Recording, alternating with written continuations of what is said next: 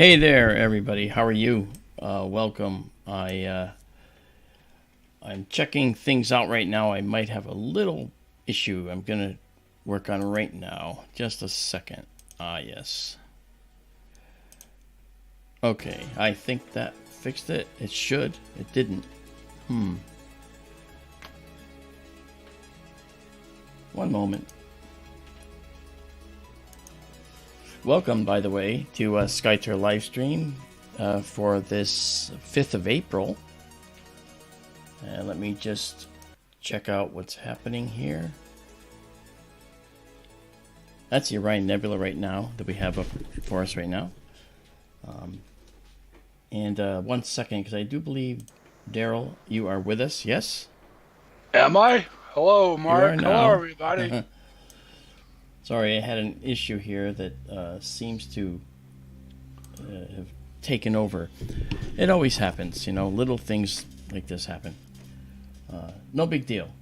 Anyway, welcome everybody once again. I just want to let you know that this stream will be the last one for a few days. Not for that long, but just for a few days. I have to go to Arkansas tomorrow. Oh, no, not tomorrow. What time am I going to Arkansas? I'm going to Arkansas on the 7th of April, which is Thursday. And then I will be back here on the 11th. I have to speak at a conference down there. Some folks say there ain't no bears in Arkansas. Well, That's an old song. Okay. You're breaking up. I am? Yeah. Probably only to you. I'm not sure what's going on. Well, no. I'm trying to figure it out. See what's happening. I have a little issue going on with the audio, and I'm trying to figure it out. You had a reverb going on there for a second. Yeah, I got rid of that. Okay. That's what it's been doing before. How about that? Does that work? I don't know. I'll have to hear you talk a little bit. Yeah, no. That's not working for me because I hear you. Okay. Let's try this. I'll try that. Not sure why this is happening. Why I'm getting this weird thing. I'm getting you guys probably don't hear it, so you're wondering what the heck I'm doing. I just have a weird issue with my ears, which I shouldn't have. So I don't get it. But you know what? We can make it work. It's not a problem. As long as you can hear me, that's all that's important. So, that said, I'm hoping that we can have a good night here. I just have to go over to our Orion Nebula here and give us a little stretch. There we go. We're waiting for it to get completely dark out there. It's 7:40 out there, and it doesn't get fully dark until just about 8, a little after. So we just play around, do some things, look at stuff. So it doesn't help us to go to anything right now. But I thought what I'll do while I'm here is I will do the focus system setup because we haven't done that yet. So let me move to just stars. Okay, just move north of the Orion Nebula. And we have some stars here, and I'm going to take and get them wildly out of focus. Okay, and then go back and bring them wildly into focus. I'll let the system do all the work. I used to do it, and it would take a while. Well, now I do it automatically. We go into our focus assistant, and we just do a full width half maximum measurement. And we are going to go and scan inward. And as I've said to you before, on that right there in this here, you're going to see a graph getting built. This is the current focus position, and then it's going to make another one and another one after that. and it's going to eventually make a parabola. It's shaped like this. And at the center bottom of the parabola, that's where the stars are fully focused. And you can see that right now we're grabbing some of the stars in this, and that's making it, it's actually taking care of our focus right now. So right now, here is our graph being built, and you'll watch it happen. It just takes a few seconds. I want to say hello to Bonnie, who's here, Anahata77, Jessica S is here, Vera Lucia Campos from Brasilia is with us, Donald Kunzer is here, Marianne Robb is here. Marianne threatened to attend this tonight, so there she is. And here's Izabela. Nice to see you. And I and Daisy and Zoe Amethyst are here. I'm just looking through the list here, see who else is here. Yeah, we're having fun. Judy McClellan, there she is. Hi there. How are you? So I had to write a talk. Renee Cruz, hello. I had to write a talk for this conference, and it came out pretty good, I think. And let me go to the best position here. Okay. It looks like it didn't want... It must have gone the wrong way, possibly. All right. Let's do this. We're going to come back to this guy. All right, we'll do this. That looks pretty good, actually. Let's zoom in on that and see if it automatically went. I'm trying to get it so that it'll automatically go to the best focus position. Yeah, see, it's not. Okay, so I had not done it the way that I wanted to. And we'll just do this. We're going to go out.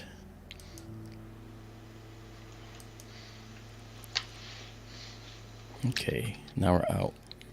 Now we'll go and focus in.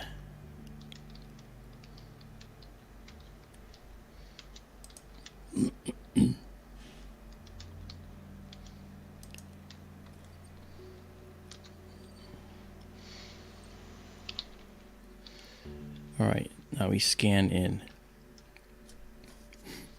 And it should build our graph now.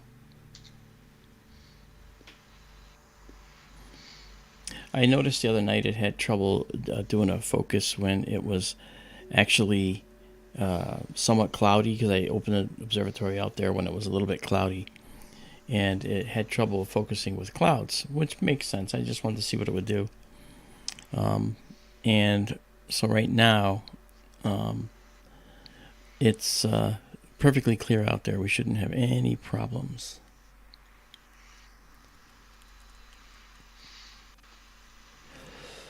Okay.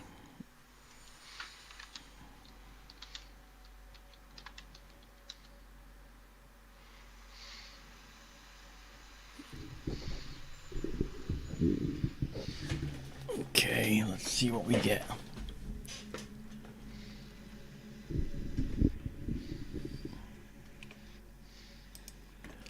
And we're just waiting for it to get fully dark.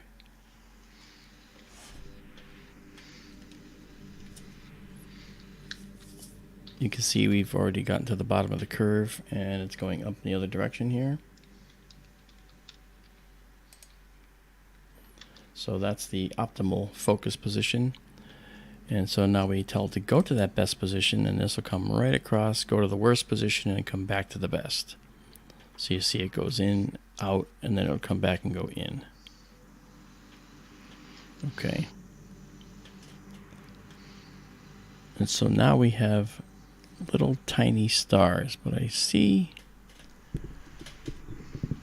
I'm going to jump in even higher, because I think that I might have to wait until it's fully dark. I'm going to go to 150% here. Yeah, see, they're still out a little bit.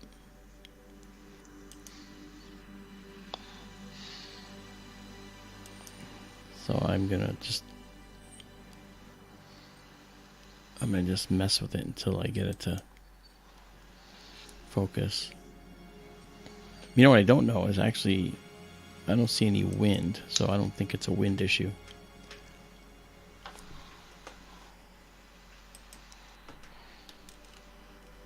Vera's asking how the wind is.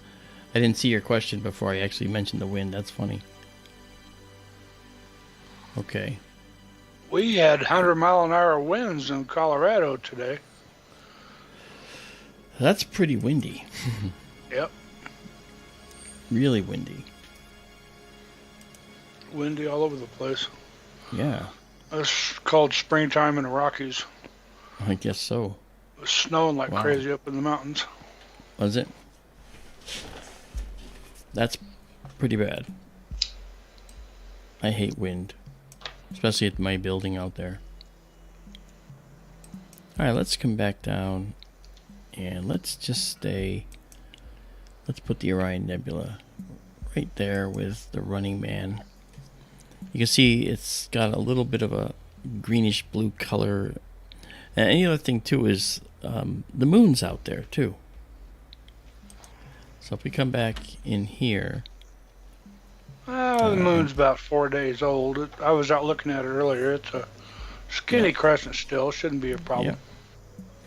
No, but we are near the western horizon and the moon is right near us, see?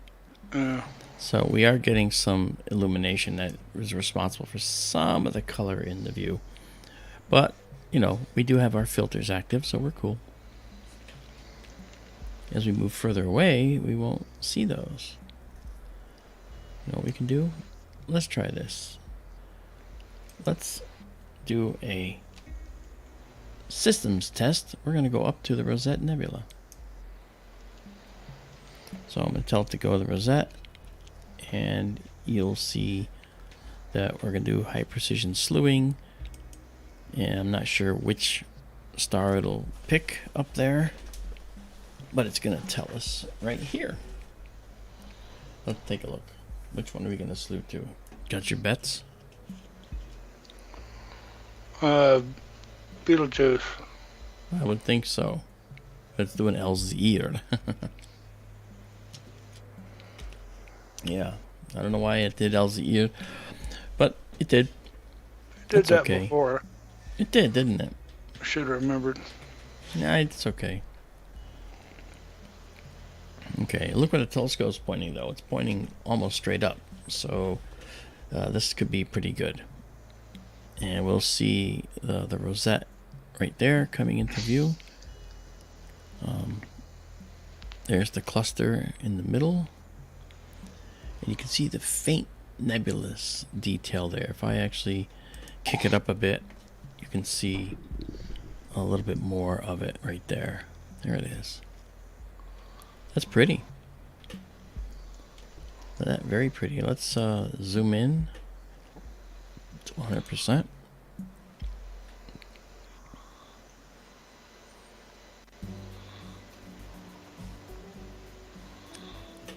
Yeah, I'm gonna try the focus thing again. So I'm gonna go in out of focus. Actually, I'm gonna go close to focus and then let it do the rest.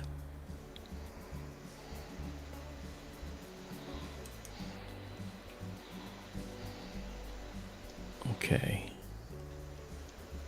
All right. Now let's do tools. Focus assistant. And we're going to be focusing inward. Okay. And we're going to scan in.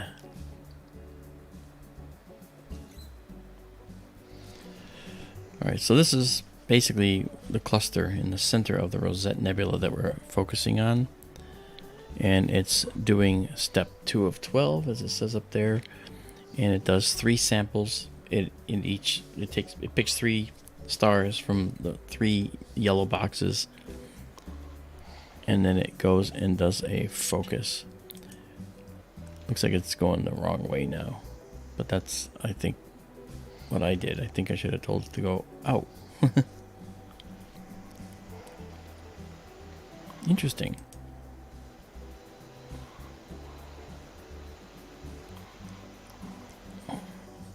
Once it's finished, I could tell it to scan in.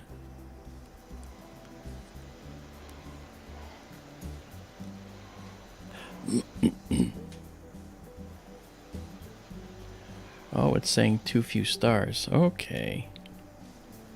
I get it. Maybe because it's not dark yet? Yep, it's probably part of it. Yep. Alright. That's sensible. Okay, now let me try go the other way.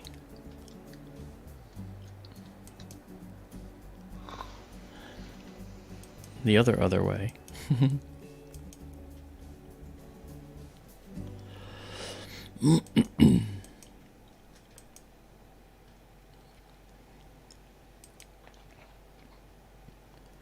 Okay. Alright, so this is close. So now we got a number of stars there. And we're going to tell it to reset and do it again.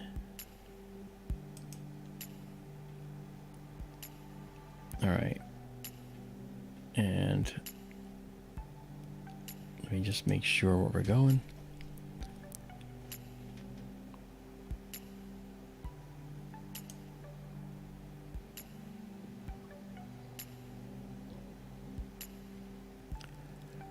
Okay.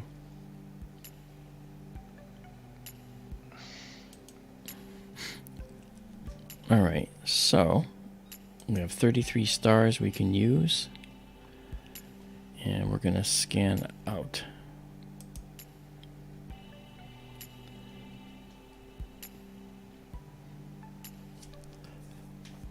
Now as we go out, the stars will go into focus and we'll get that dip in our graph, which we don't see now, but we will.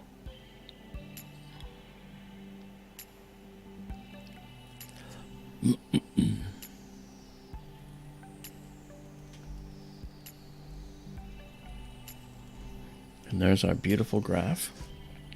And this is the best spot right now.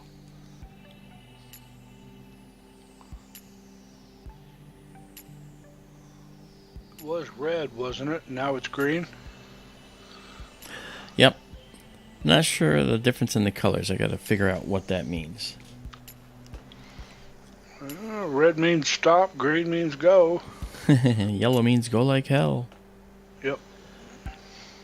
Okay, so we're on the other end of the curve, and it will be ready to go back to the best position here in just a second. The more spots we get, the flatter the curve goes, depending on how close it is to focus. Okay, there we go. We'll go to best position now. And here it comes. Go to the worst position and then back to the best position.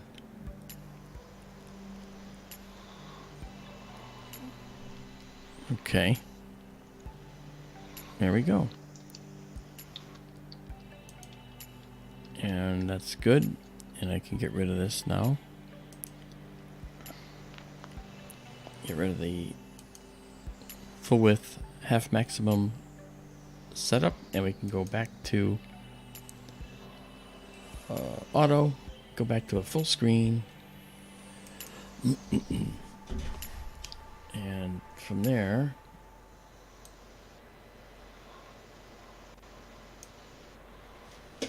okay, and now we just go ahead and let's do a 25-second shot.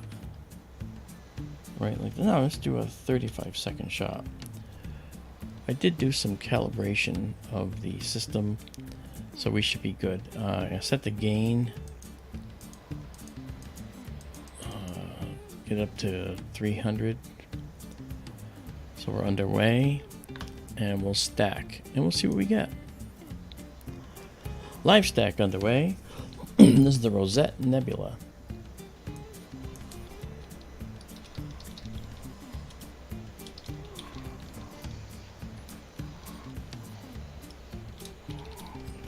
And the Rosette Nebula is a stellar nursery, otherwise known as an H2 region. That means an ionized hydrogen region. Oh, gosh. Wow. All right, so we basically just do a quick process here to drop levels down. Get rid of these guys over here that we don't need. And look at that. That looks beautiful. Pesky satellites. Yeah, for sure. Those pesky satellites, you try shouting them out, you try scrubbing them out, and still they come back.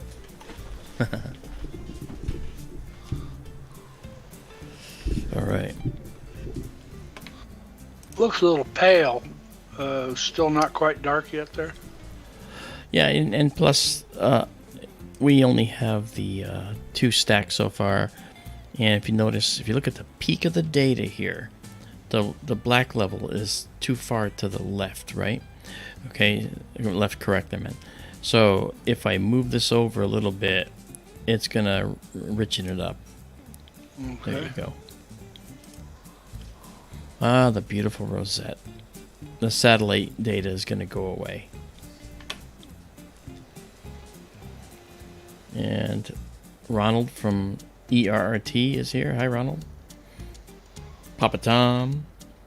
Michael Klages. Okay. Michael Klages says that this was his first sulfur H2 oxygen show. It means those 3 filters are the narrowband filters. And that was his first narrowband image. It's a beautiful object for that. No doubt. Absolutely no doubt. So we'll let that come in for a bit.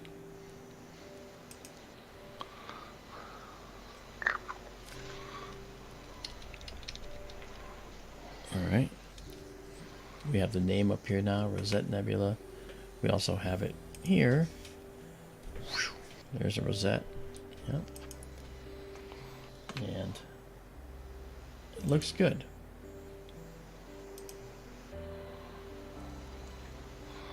Another satellite. Yeah. A terrible satellite. We don't like those satellites.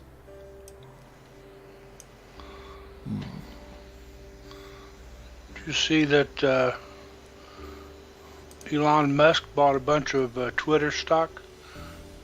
Really? Yeah, he's the biggest shareholder in Twitter now. All of a sudden, some people don't like that. Oh, maybe it'll mean that Twitter stops banning people for saying some things that it might be truthful. That's what some people are afraid of, and some people are hopeful for. Oh.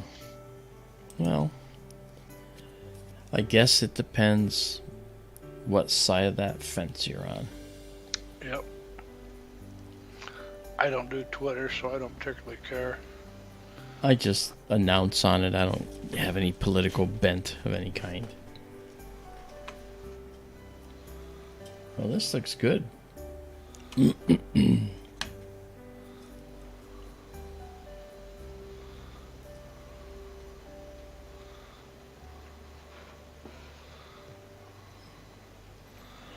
Daisy and Hello, Zoe Lane. say that Lane just stopped by for an evening visit.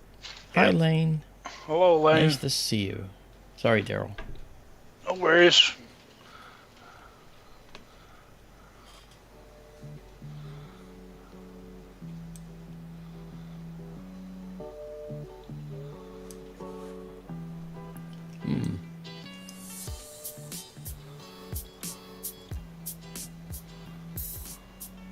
Alright, let's bring this up a little. Okay. Good.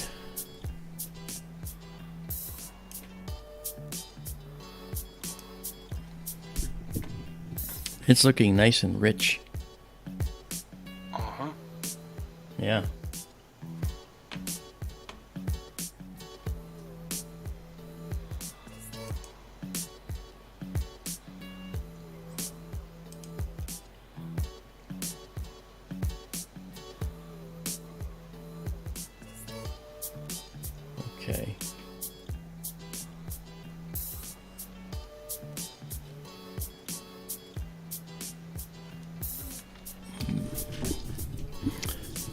Again, that's the Rosette Nebula that we're taking a picture of right now.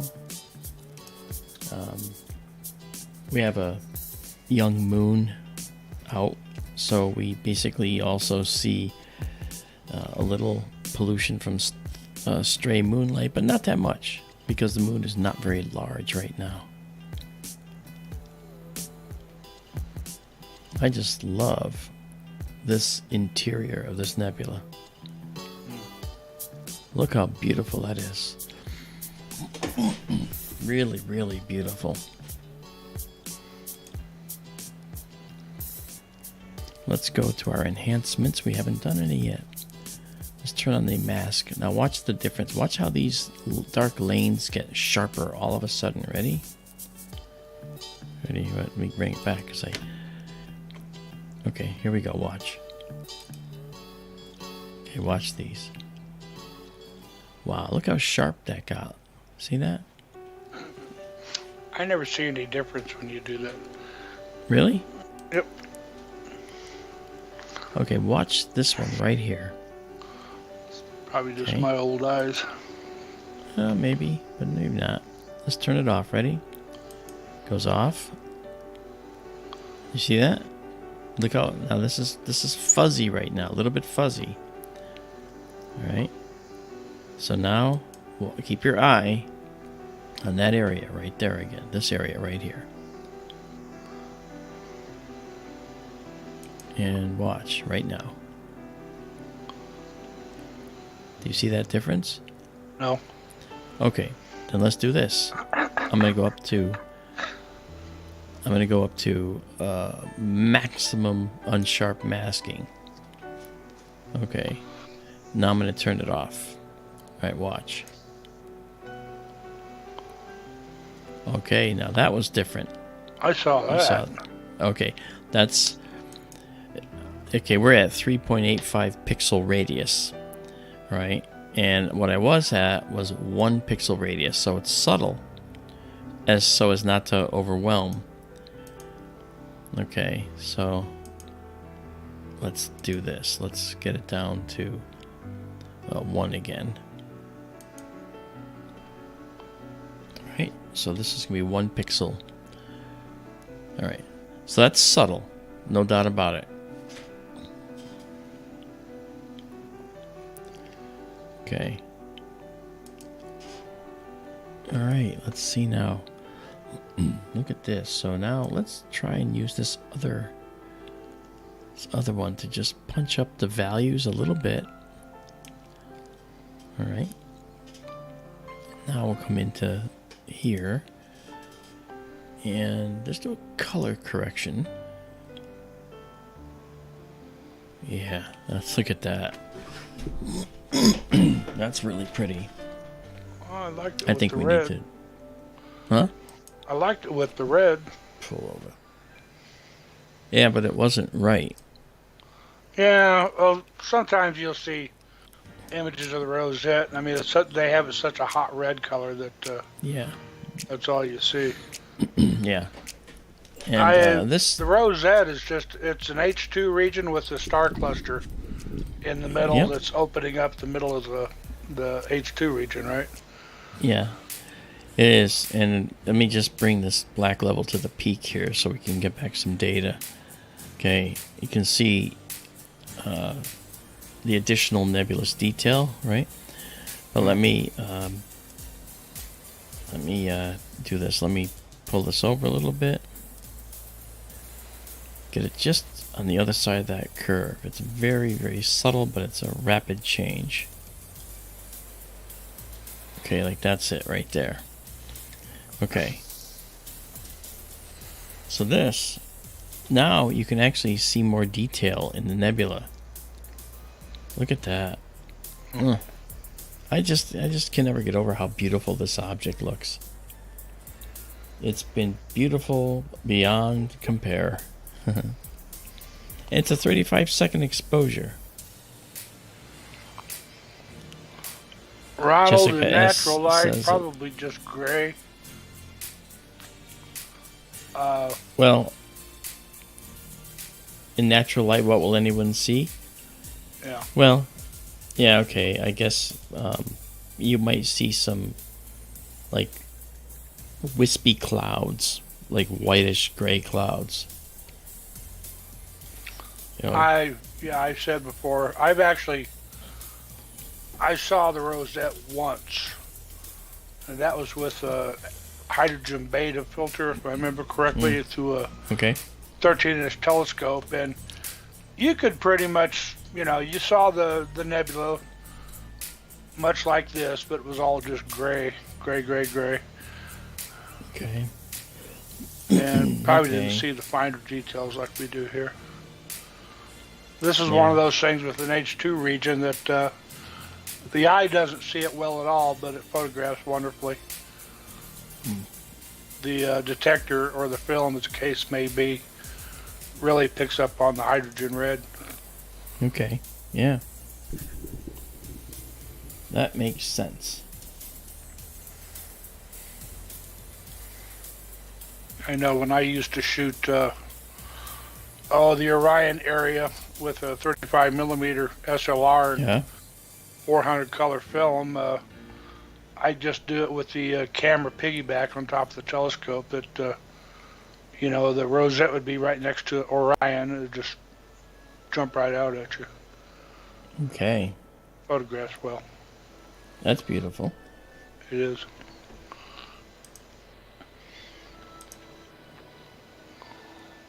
No.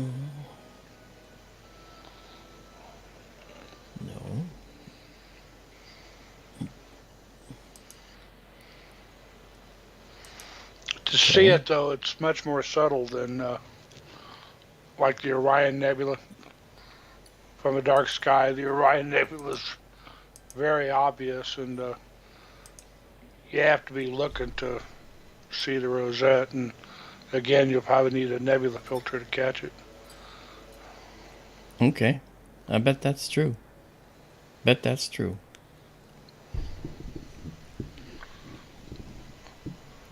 Marianne has a question of you. Okay. Let's see here. Marianne says, Mark, I'm sitting outside and I see the Big Dipper to the east of me right now. Could you look at it all tonight? Well, we could see just like a star or two in the Big Dipper. It might be kind of cool to look at Mizar. What do you think of that, Darrell? Well, sure. One we never look at, well, it's a Little Dipper, but it's Polaris.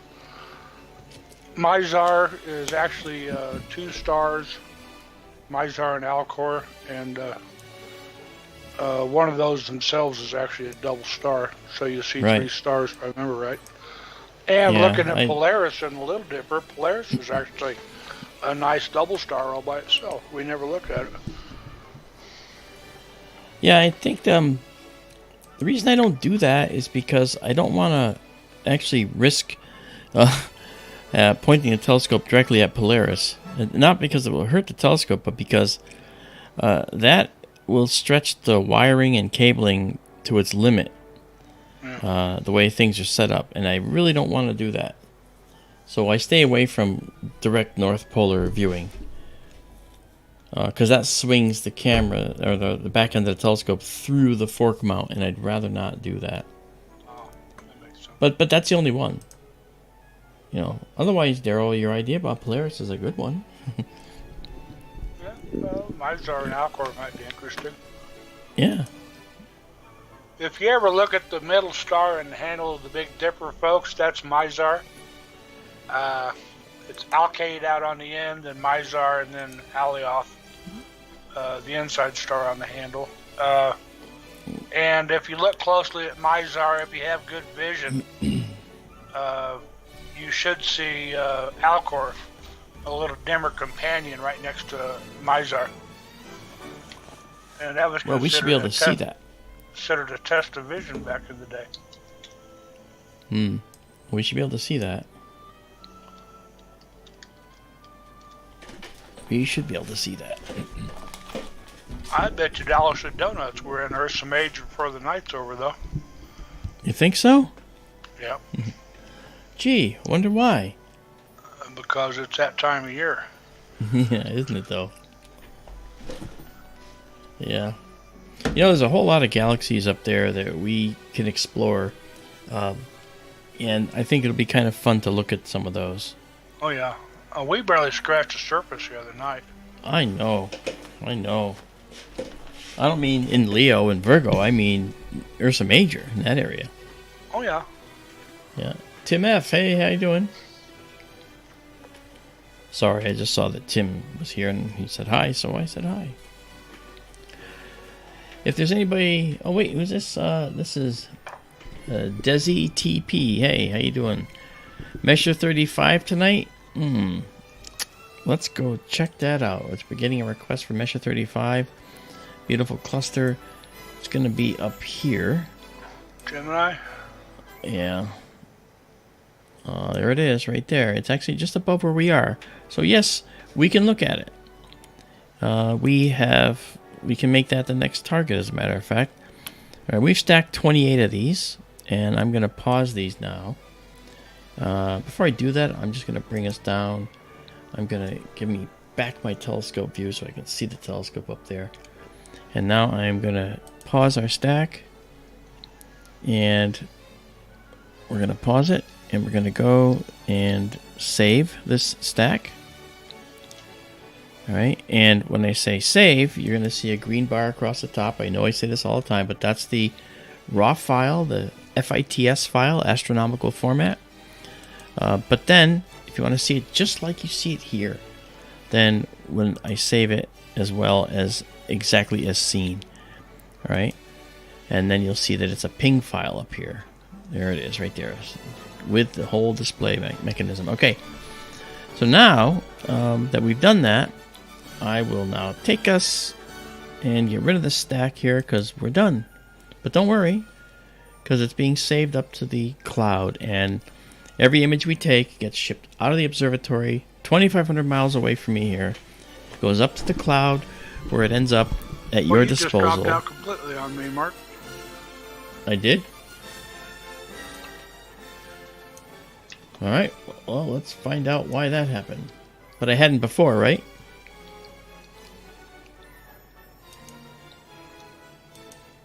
Darrell?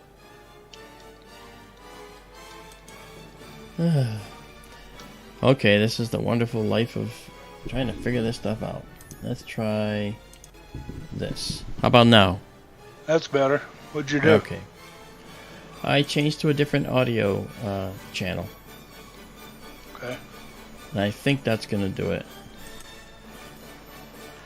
By the way, those of you that know Race Hobbs, the guy who ran KGRA from his garage, he founded KGRA. Race is in the hospital. So we want to send him our best wishes for a quick recovery. Race is a very dear friend, and we need our Race man. All right. So just wanted to remind you of that before I forgot. Okay. Marianne would be someone who knows that because she is with KGRA as well, because she has a show on Thursdays, I think from 4 to 6 p.m., Marianne? Wednesdays? It's called, is it Wednesdays or Thursdays? I think it's Wednesdays. Okay, well, we'll let her tell us the truth here. One of us is lying. Yeah, and it's, thank you, Vera. She's still here. She's listening. Okay, but she'll tell us what, when that's going to be. So, and it's called I Detective. It's a really good show. It's by police, for police, about police, and it's really something else. Okay, you're right. Wednesdays at 6 p.m. Okay, I was wrong about both things. It's 6 to 7. Marc is lying. Yeah, okay. You know what? I'm going to get a taser just for you, Marianne. Hey, Andy Morrow. I'm kidding, of course. Marianne is actually instrumental to SkyTour livestream, so I would never do anything to hurt her. Besides, she'd probably kick my butt. All right, let's go to Shoe Buckle Cluster right up north here. So here we go. we're going to move our telescope now. You're going to watch it move. And I'm going to take us down from 35 seconds. I can do a quick pick here, but, you know, we'll go to 1 second here. See, that's the problem. I don't like waiting for it. Okay. If you look where the telescope's pointing, it's pointing way over there. Okay, it's actually trying to look at the constellation of Gemini, and right now it's bringing the star Propus, P-R-O-P-U-S. You can see it right there. It's bringing Propus into view, which is that orange star right there. And there's a subtle little thing right here next to Propus called the Jellyfish Nebula. That's something that is really interesting to see. And maybe we can come back to the jellyfish, Darrell. And I've also noticed, by the way, that it has the wrong coordinates for Propus. Just so you know. And when we come into here, you'll say, well, wait, where's M35? And you'll notice that it's close, but it's not right exactly on M35. And it's really simple to find it because I just have to go a little bit to the west. So the coordinates are of M35 are either wrong, or the coordinates of Propus are wrong by a little bit. Which is, you know, people put these in, so obviously things can happen. So here comes Messier 35 right here. And we have a beautiful NGC cluster a little farther away, right next to it in the same field, which is really cool. And then a satellite zipping through. So let's do that. So here now we got that. Now we're going to go a little bit to the west. So it'll move the telescope to basically to the right in the sky, heading toward the west. And now we have this beautiful, beautiful Messier 35 cluster. It's probably a gem that all people have seen. Gorgeous gem in the night sky. And then there's this little guy right here. This is NGC. I'm trying to get the name. Darrell may have already found it. NGC 2158. All right, and NGC 2158 is really the coolest little cluster you can imagine. Really is cool. Okay. All right, so there we go. I also changed the name of the crosshairs to STLS for Sky Tour Livestream, so that it's just a little bit more. It's called branding, I guess. I don't know. So here you go. This is beautiful, and this was Messier 35 by request. And Michael Klages is saying M100 is a good bright. Yes, it is. We can look at M100 possibly. Yeah, we looked at that last stream. Yes, we did. Yep. It's very nice. Yep. M101 was beautiful as well. And those you might have seen my post up on Facebook, which showed the Needle Galaxy and Messier 101 and the Whirlpool M51, Messier 51. And they were just beautiful. And they're almost exactly as out of this camera. Let's do just a 30-second stack. Not even. We didn't have to. Let's do a 20-second stack at 300. A sensitivity gain of 300. And just also quickly, for those that may not be familiar with our screen, I know most of you are, this is the telescope control system up here. That's the telescope in the building 2,500 miles away from here. And this, of course, is the main view. And this is the camera control cluster over here. Everything here controls the camera. And the overall screen is only what you see in here. There's nothing behind here that's being cut off by this. I set it up now so that this is always here, right? You only get things cut off when we actually bring up like a live stack, but then we can just go full screen and look at it. All right, so let's now go here. This is also our hyper kind of view. We're looking at it as a sort of like a image intensified finder view kind of a thing, but it's a main telescope view. So you see like what you see is what you get. I looked online, Darrell, for other people that do live observatories, and yeah. I mentioned this before. There's a few people that do them, but no one is doing what we're doing, giving it like a final image in beautiful color and shipping it up to a server. No one's doing that. And we did like 6 to 8 objects the other night, and they were just all delivered up to the server and we're doing them quickly. That's what I think is the best part of this, is we're doing these quickly. Yeah. Yeah. Okay, so here we're doing a live stack now. I'm going to... Hey, what are you doing? Come back. All right. Where'd it go? There we go. Okay, and then I'm going to just clear this because we don't need that. All right. And now let's go and say 20 seconds, not 20 milliseconds. 20 milliseconds is just too tiny. All right. So now we'll do a 20-second shot. And you see over here, okay, right there is our progress bar, you know? So, hey, that's... Oh, I'm stuck in space. Help me. Open the pod bay doors, please, Hal. I'm sorry, Dave. I'm afraid I can't do that. No. All right. And let's see what we got here. We're going to clear this because... All right, and we're not going to do Rosette. This is Measure 35. Hal was kind of a jerk. Hal was a jerk, wasn't he? I'm sorry, Dave. You called me names. Oh, come on!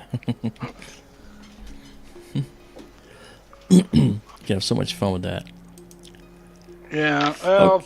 As I remember in the novel by Arthur C. Clarke, yeah, I guess the mission was everything to Hal, and he had some sort of a conflict going on with his instructions, yes. And I guess the mission took precedence over the people.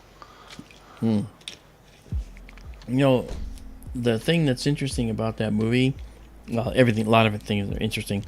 But I like how Stanley Kubrick used certain metaphors.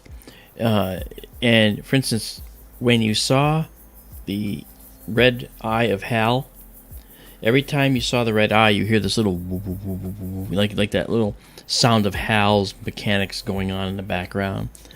And I thought that was just really, really telling. That really was kind of cool because it showed the callous indifference that a machine might have for human life, as it shut down the life processes of the other scientists in hibernation. You know, very callous. You know. Well, you're ascribing human, yep. You know, to a machine, and Hal was a machine ultimately. That's right. I wouldn't call it callous. He just, you know, he was a machine. He was a callous little boy. I didn't like him one bit. But you're right. We can't assign human morality to a machine. Which is why when people talk about aliens coming to this world, they can't describe that they're benevolent and kind and just want to help us. Benevolence, kindness, and helpfulness, those are human traits. Yep. These could just be aliens that are coming here to study us, and they're just as indifferent to us as we are to the elk that we put radio collars on. You know? Yeah, well, Stephen Hawking talked about this and why we shouldn't be announcing ourselves to the universe. But you know, better to err on the side of caution than... But you know that 2.5 billion years ago on this planet, we had this veritable gusher of oxygen that flooded our atmosphere. And that was sort of when the plankton turned on in the oceans and started putting oxygen into the atmosphere. And that's been there ever since. So any alien species looking at this pale blue dot from up to 2.5 billion light years away is going to see that there is life here. And that's been my contention all along. So when Stephen Hawking says, you know, we should lay low, sorry, Stephen, we've already been blazing a path in the universe with our oxygen signature. I mean, we're looking for oxygen now using the James Webb Space Telescope. And if it's out there, we'll find it. right? Now, it can't see oxygen directly because the spectral line of oxygen is in the actual visual part of the spectrum. Telluric lines are down near the red end, and I've seen them. I've done some spectral work and saw these telluric lines. You got to remove them from your data because they are contaminants. Well, in the same way, you know, you're going to see water vapor there and everything. So in the same way, to see oxygen, you basically look for telltale signatures in the atmosphere of materials that can't form unless they're in the presence of oxygen. And based on how much of that you see, you can determine how much oxygen is in that atmosphere, even if you can't see it directly. It's really clever. It's a clever little thing. Let's go see how our focus looks right now. I'm going to 100%. I'm going to guess it looks pretty good. Oh, yeah, look at that. Oh, wow. Look at that. Beautiful resolved cluster down there. 2158. It shows up really nicely. Hey, DK. Sorry I didn't say hi to you before. Star colors tend to be different there, too. Yeah, and we know why that is. Because I believe that cluster is farther away, and this cluster is more near us, and thus that cluster, Messier 35, is going to be composed of these very young hot stars, but then again, so is this cluster. So why does it look red? There's a. You go ahead, say it, Darrell. Well, I was going to say, was somebody in chat mentioned earlier that NGC 2158 is 10 times older than M35. Yes, it might be 10 times older, but also when you look at NGC 2158, I mean, first of all, this cluster is 2,700 light years away. NGC 2158, on the other hand, this guy is, I want to see where its distance. Oh, it just gives us redshift? Doesn't tell us the distance? You have to look it up. I don't want to do a redshift calculation. But when you see a redshift calculation, it usually means it's pretty far away. Give me just a moment. It's further out in the galactic disk, and so that means that we're going to end up with a cluster that is being seen through dust, and so the stars are getting reddened by that dust. Google says 11,000 plus light years away. Yeah, and that's significantly farther than Messier 35. And beyond... Believed to be 2 billion years old, so it is very old. Yep. And so the stars in that cluster will have evolved. But what's interesting about that cluster is it's got to be relatively isolated in the galaxy because the stars have not been dragged off and pulled out and stretched out into ribbons and dispersed. It's actually staying relatively cohesive, which I think is pretty interesting.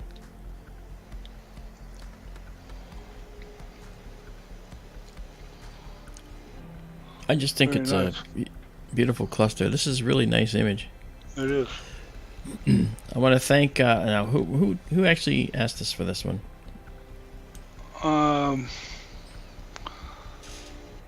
Desi TP. Oh. Yes, okay. Or Desi P. Yeah, Desi TP, I want to thank you. It was an excellent call on your part, and you're going to see up on our server, you'll see a directory by the name of M35 OC for Open Cluster, and you can go there and check it out and download it. So we're going to actually halt the stack right now. We're going to pause the stack.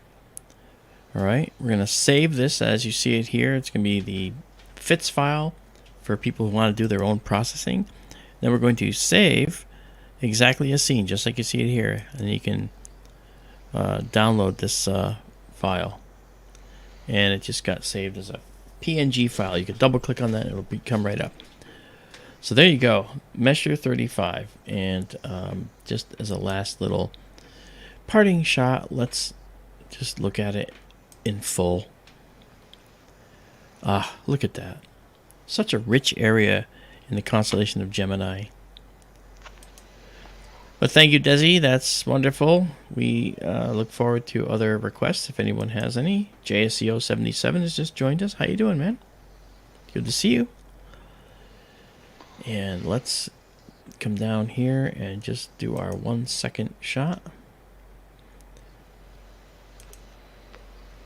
All right. Here we go. And then make that hyper. Give us that finder view. There we go. Okay. I have a request. Sure. What's your A little request? different. Okay, it's in Leo, but Okay. we've been looking at M95 and 96 every time. Let's do the Leo Triplet. Okay. Good idea. DK says, on Google Sky Maps, M36, M37, and M38 are just to the right. Mark, can you point to them with your mouse cursor? I think two of those clusters are in Auriga, aren't they? I believe so, yes. So those, if we zoom out here, all right. Auriga is First just of all, to the right. yeah, if you zoom out and put in constellation lines, actually do constellation art, you can actually see the Gemini twins, right? And they're right here. Okay, there they are. And then here is Auriga, and that's what you were talking about before. If you remove the constellation art and then zoom back in, right, you're looking for the clusters. They are down here. There we go. All right, so we have okay, we got the Spider Nebula, Squirrel, okay, Flaming Star Nebula, and I thought they were right here. Is that not true? I'm just gonna do this.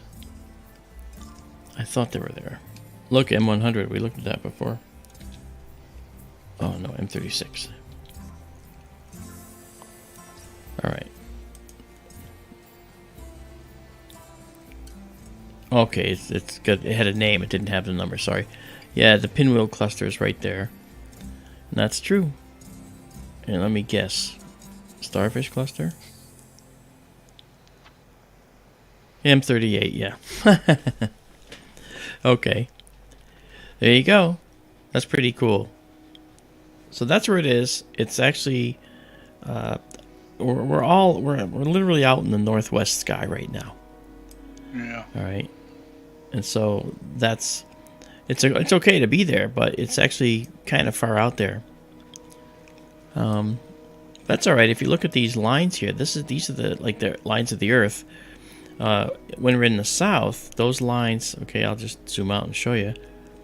Okay, those lines when we're in the south. Okay, the southern lines are vertical. Then you start going to the east, and they lean the other way.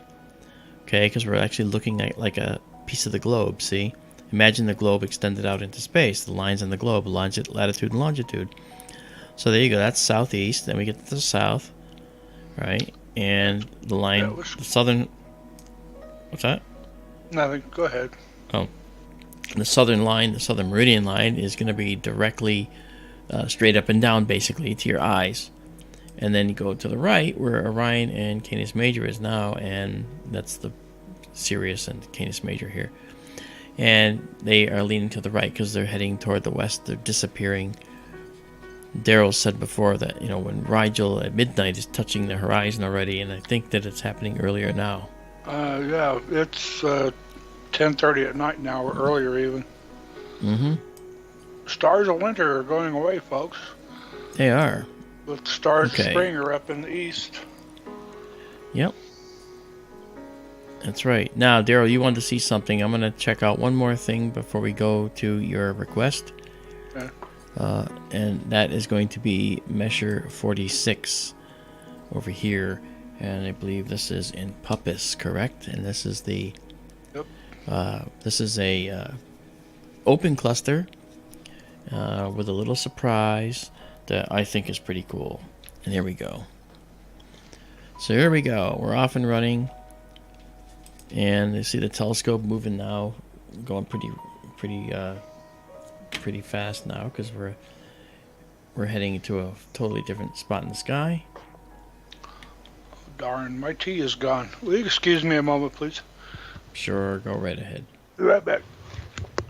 All right.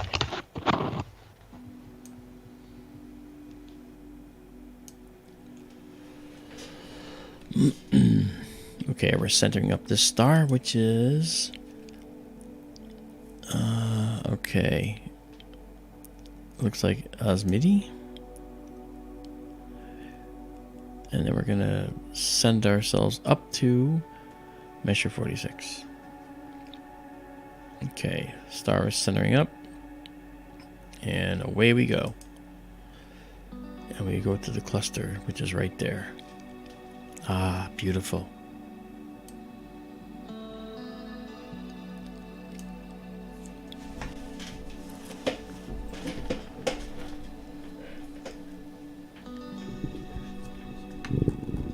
All right. So now, this is beautiful. So what we're seeing here is a beautiful open cluster of stars, young, hot stars. And there's something else in here that makes this cluster very odd. All right, and we go to 50% zoom here. This is it's fitted to the screen. But now we come in here and look at, there's this round object right here. What is that? It's a planetary nebula. It's the remnant of a dead star. All right, a dead star. And what it means is that there's a star here, that star right there, that previously had died here. And yet, it's like, wait, all these stars are the same age in here, so why is this one looking this way? I'll tell you in a minute. Right now, we're going to just set this to a 15-second exposure, and we'll stack it, and you'll see it. 15-second exposure. That was a 1-second exposure that you just saw. Yeah, that's what I said. Oh, okay, I missed that. Okay. And now let's see what it looks like. Wow. So, we have this object, this beautiful cluster, and we have a dead star in it. How can that be if these stars are all young? Well, you have to remember, the universe is in 3D. That star that's dead with that planetary nebula that sloughed off its outer layers and made this beautiful nebula is up here in the front. The cluster is way back here. It's literally twice as far away. This star that we're looking at right there is about 2,000 light years away. So you're seeing this nebula as it was 2,000 years ago. Just lost you. What? Okay. Oh, see, Darrell's system died. That's what's happening here. Okay. So we'll continue. So we'll get him back. So as you see, this planetary nebula then is way up in the foreground. It's 2,000 light years away. And this cluster of stars is literally twice as far away, 4,000 light years away. Isn't that incredible? So you got to remember, everything's in 3D. So you look at it this way, it looks like they're all together. But now they're really like this. You know, I'm going to hang up on Darrell and call him back, because I don't think his system works. Sorry about the subsequent noise you're about to hear. Well, maybe you won't, because I'm going to...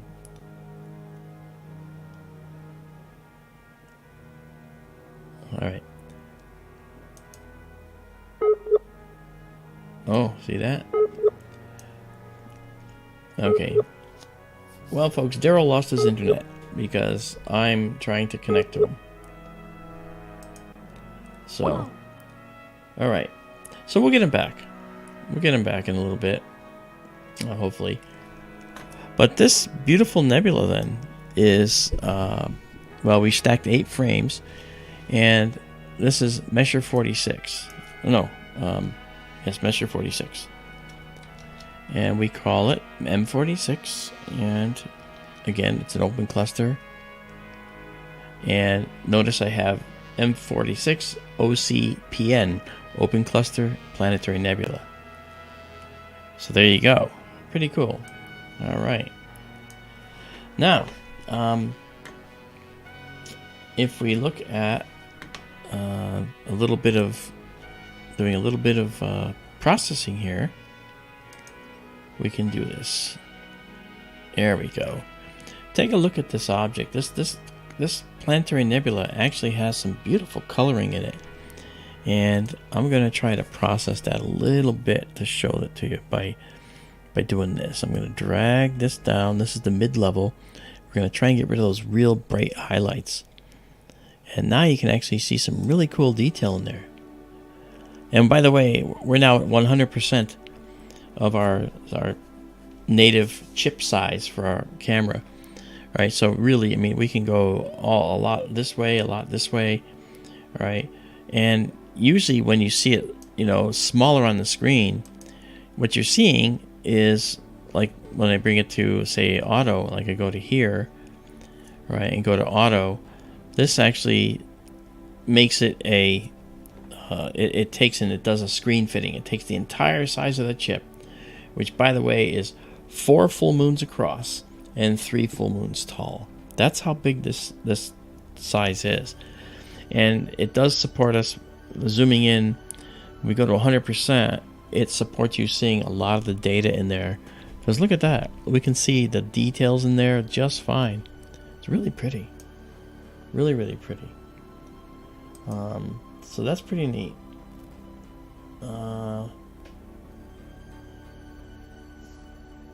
Let me see if I can grab Darrell again here. I'm not sure.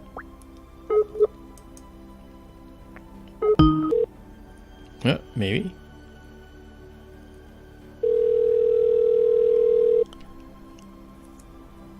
Just a second, folks. Hello? Hey. Yeah, I think I'm back online. My internet dropped out. Yeah, I saw that. Okay. I just messaged you on Skype. Okay. I'm going to call you back on Skype then. Very good. Bye. Bye. All right, there we go. And now let's get him on Skype again. If for no one else, for Vera, who likes his voice.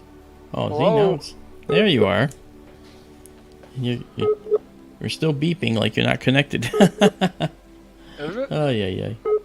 I hear you okay. Oh, no, I know. But we're hearing beeping like... Share screen with me, please? Yeah, well, actually, let me call you back again because it's not... It's still beeping at us like it's trying to connect to you, but you're here. Very good. So I'm going to disconnect then. Okay. We're going to try that again, folks. Meanwhile, we're still stacking this. We've got 22 images stacked. We're going to get a beautiful image of this beautiful planetary nebula for all of you. All right, let's call Darrell. Let's see. I didn't see him.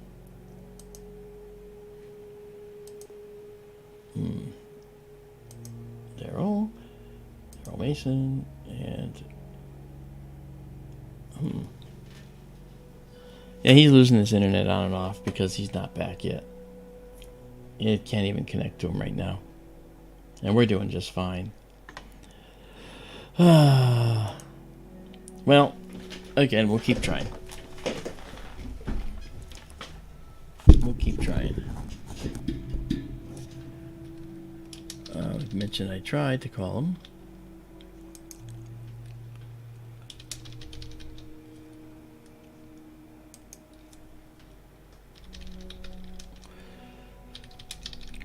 All right, there we go. Let's see if he gets that. If he does, I'm going to try it again.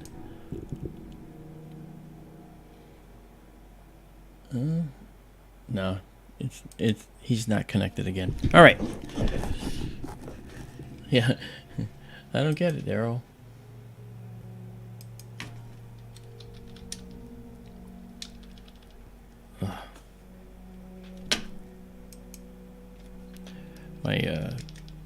I'm trying to just type him a message.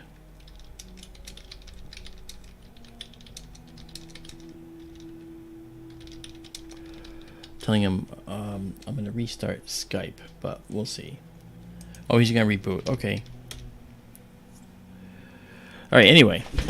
So we'll see him in a few minutes. Okay, so now we've got 30 stacked. That's just beautiful for this object. It's gorgeous. All right, so we're going to stop it here. We're going to say pause stacking. Pause. And we'll save it. And you'll have a beautiful picture of this when it's up on the server soon. And it's going to go up as M46 OCPN, as you see it up there, Open Cluster Planetary Nebula. Save exactly as seen. And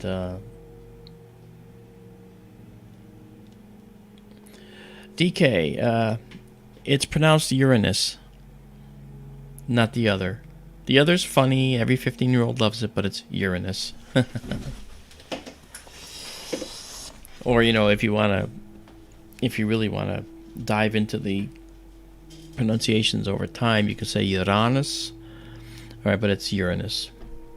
So, but that's funny. We're having a fight. I want to say it one way, she wants to say it another way. Well, you know what? Say it both ways. All right, so now let's see. Okay, let's go back now, and I don't remember if I saved it exactly as it should. Let me just save these again. Okay, we're going to say save. All right, and then we're going to save the exactly as seen again. I don't take chances if I don't remember. Isabella says, so this planetary nebula doesn't have a name, but just a number, NGC 243. Yes, that is the name of it. You know, I know that there's a nebula near it that gets mistaken for it. No, DK, you don't roll the R. It's just Uranus. You know, that's what I said. That's what going through school in astronomy. It was called Uranus in there too. And maybe the pronunciation is the other one classically, but no one says it because sounds like you're talking about a body part, you know. And it makes kids laugh. All right, so. All right, this guy is saved. Now we're gonna get rid of this, and we'll actually clear it first, and then get rid of this stack because we don't need it. And go to our 1 second shot here. I didn't want 15 seconds. I wanted 1 second. Sorry. Okay, let's do this right. Is Darrell back yet? Okay, I don't see him yet, so we're still waiting.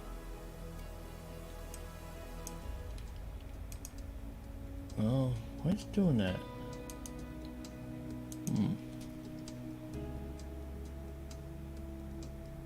Okay, I'm gonna just quit Skype for a minute and come back, okay? So we'll see what happens here. I want to do this to see if I can get Darrell back, but I don't see how that's gonna happen. Okay, he says he can try again. Let's try again.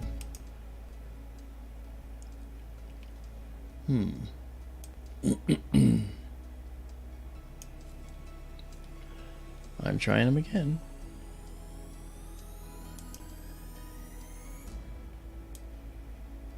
Really odd. Okay, let's get rid of this because that's bothersome.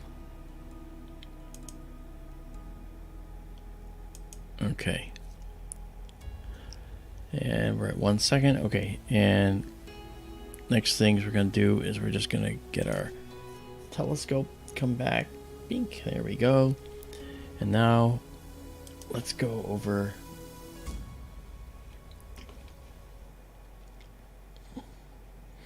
from here. Darrell wanted to see the Leo triplet, and so let's find out if we can see that yet. Hey, C&D boy, how you doing? We want to make sure that we're not. I'm trying to call you, Darrell.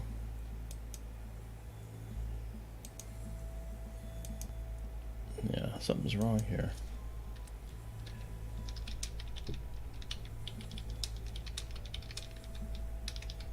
I told him I'm trying, but it just spins. I'm getting just a spin thing. I have to probably completely kill the Skype processes that are in here. That's all I can think of. Let's close this window entirely and start it over again. Okay, so now we can start Skype again and see what we get.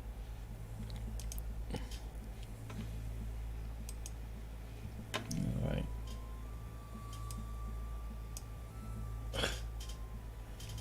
Don't know what it's doing. It's just not working. Alright, it's just not working. I don't know what's going on. He lost his internet for a bit, and now I try to connect with Skype and it's not working, but he can type me messages. That's weird.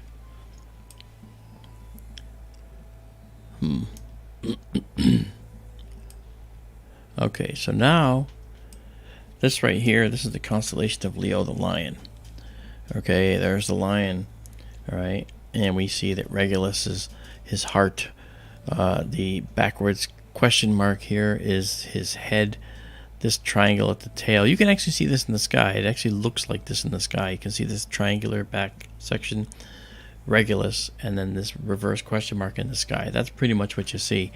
However, if you zoom in, all right, you start to see that there's some objects in here that are kind of interesting. And one thing, this is what Darrell asked for earlier, which I wanted to try and show if we could, was the Leo triplet, which is right here. And we're going to actually go look at that in just a moment.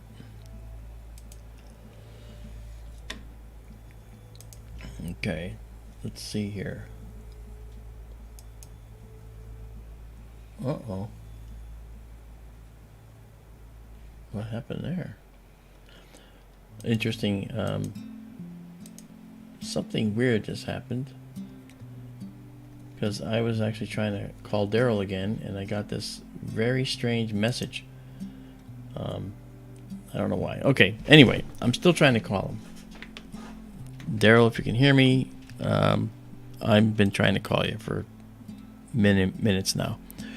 Okay, we're going to go to the Leo triplet right here, and we'll go up here to this guy right here. This is the Hamburger Galaxy. We're going to focus on that. So we're going to take our telescope over there right off the bat. Alright, so here we go. If you look overhead, you'll see the telescope is going to shift and start looking that way, because that's kind of where Leo is. It's rising. So this is the approaching stars, the ones that are coming to us. Yeah.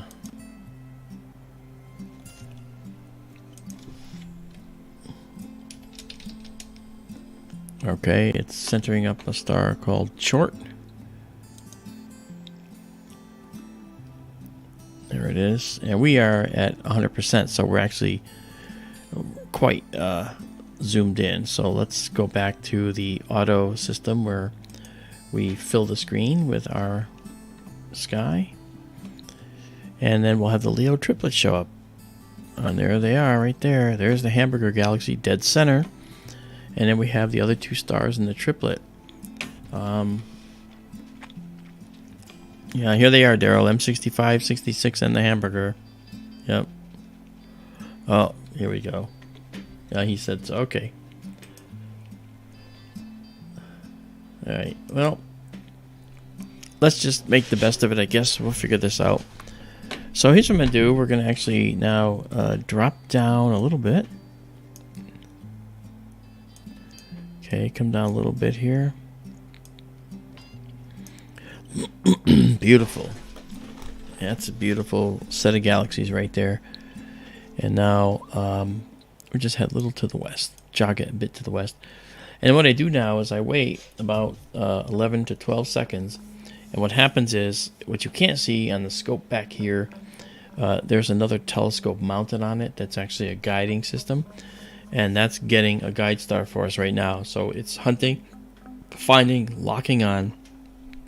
And I can see when it locks on if I actually come in here and I select status. You look at the status right here.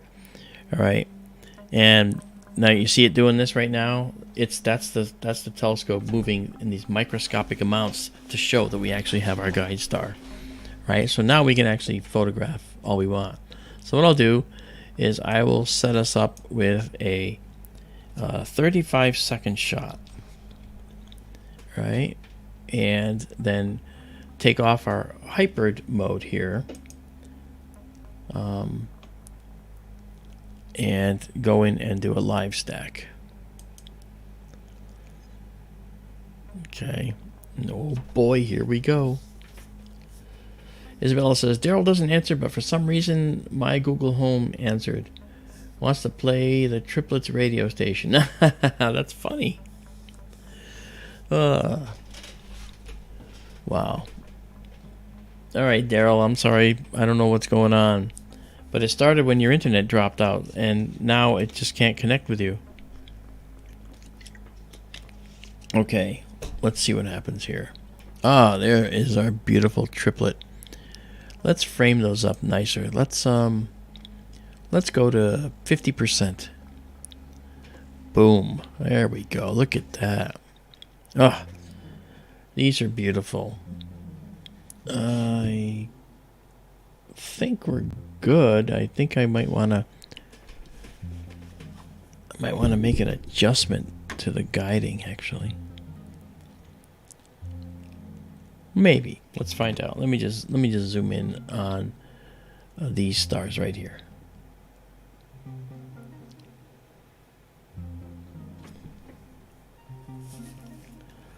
Okay, we're actually okay.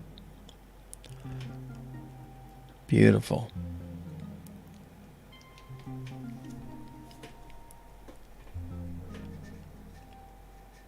Yeah, see, Izabela tried to message Darrell too. Yeah, Darrell, you got some issue. I'm glad that you at least have the internet. But I don't understand. I don't understand why Izabela couldn't message you. Look at this beautiful galaxy up here. You notice that this galaxy, well, you know what? You'd be able to see it if I actually didn't have my name in the way there. Okay, this beautiful galaxy, the Hamburger Galaxy, named obviously because it looks like a cosmic hamburger, right? It is a galaxy that's been interacting with others because if you look at it, it looks like the edges are frayed, right? Like a frayed rope or something. And that's because material has been pulled from the ends by other galaxies passing by, and it just tugs on the end. And then another one passes by, and then it splits and tugs some of the stars down. And over time, you get this cloudiness of a upward turned disk and a downward turned disk with stars in between. And that's kind of what we're seeing here. Just beautiful. This is a dark lane of dark dust that's going across the center. This dark dust is the same type of dark dust that we see in our own galaxy and in a lot of other galaxies. And the dark dust is really what I think is the foundational material to form stars and planets. And that's something that's really, really important to the universe, isn't it? And the other foundational elements in the universe are elements like hydrogen. That's the most common element. The next most common element is helium, right? And then the next most common element is oxygen. And after that, carbon. So you see, if a universe is going to be made of anything and have life dependent on anything, it's going to be carbon and oxygen. And that's exactly what we see in our universe. Exactly so. Jessica S. says, cool hamburger, Marc. Well, that's true. Yeah. And here is a close-up of Measure 65 and 66. You can see some dark lanes in this one too. You also see dark lanes in that one as well. Right? We can enhance those slightly. If I move this up a little bit so you can watch it happen. Okay, and then bring up the enhancement tab and go from 1 to say, bring it up a bit. Let's say 1.5. Now let's say 2. Okay. Now, by comparison, if we turn off the enhancement and you watch what it looks like. Okay. Now watch that left-hand galaxy when we hit this mask now and turn it on and it starts to sharpen it up. Ready? Here it goes. Okay, see that? So it got sharper now. And this is sharper, and you can see this much more nicely. It's really pretty. Yeah, Darrell says nice details of 65 and 66. Yeah, they really do come out nice, and they've come out beautiful. The only other thing I'm going to do right here is I'm going to go down to the declination. That is the up and down rate. I can see that the left to right rate, the right ascension as it's called, is fine. But the declination is slightly off. I'm going to increase its sensitivity. Alright, Darrell, hold on. I'll try again in a sec. I'll increase its sensitivity from 15. Let's try 16. Alright, and then that should be it. Okay, now we'll bring up Skype again over on the other side here. And let's try him again.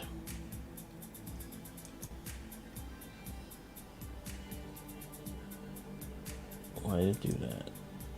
Okay, now it's trying him again. It's doing the same thing, Darrell. It just spins and spins and spins. I have no idea what happened.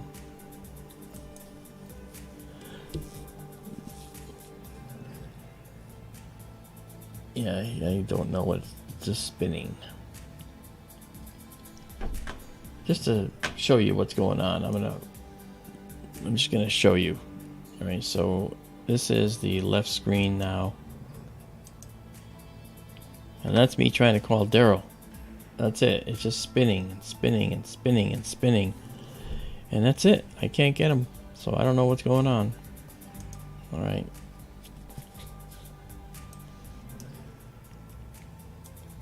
All right, so now.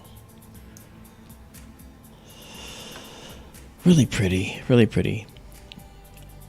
Yeah, so these galaxies are starting to show some really nice detail. I'm gonna do some image processing for you here to actually bring out some detail. Let's go do this on the Hamburger first. Okay, if I could have a hamburger today, I'll gladly pay you Tuesday. Wimpy, remember? All right, so. What we do now is we're going to try and drag this dark level over to the peak here. And that's going to get rid of extraneous gray in the back. Okay, there we go. It's getting better. Look at that. Wow.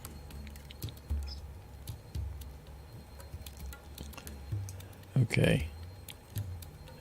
Interesting. You can see some really interesting dark lanes in here.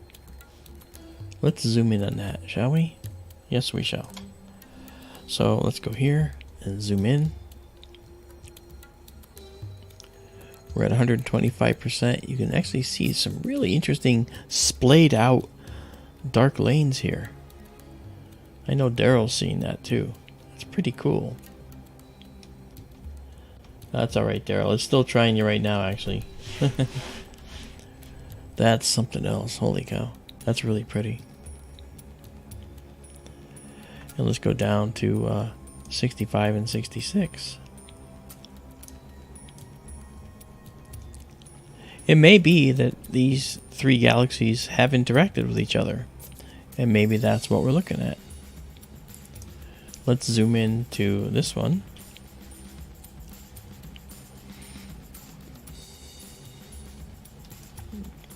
That's beautiful. Look, you can actually see some real knots of material in this galaxy. This looks like a reddish area that might be a H2 region of some kind, and over here Then you see dark lanes here that are really kind of like little fibrous lines. Are really pretty. And on the edges. Then this one here, same thing. This is probably one of, yeah, the lower arm is really distorted. This one here he's talking about. This arm is distorted. You can imagine through interactions with each other, these galaxies have twisted and dragged the outer bulges, the outer spiral arms in all kinds of directions. So a galaxy left alone would just be, spinning, this way. The stars are rotated normally, but you get in the presence of gravity and that'll get pulled down. So if this is a gravitational thing, then this will get pulled down. And so that gets stuck. Now imagine a snapshot in time, turn it sideways, and if this galaxy is nearby, then this is what you see. You see a galaxy with something near it like this. Well, that's just what we see with the Whirlpool Galaxy, right? It does the same thing, and Darrell says M66 has a bright spot in the dark lane. It does indeed, and it's right here. These two objects could be foreground stars, perhaps, because we see some pretty faint stars in here. Those could be foreground stars. Well, these probably certainly are foreground stars. This is measure 66. Let me show you on our beautiful planetarium that's linked to our telescope. Okay, so we come in, and this is our Leo triplet, the thing that we're looking at now. Okay, this guy right here, right, is measure. Well, that's actually measure 65. Okay, and this is measure 66. I thought they were reversed.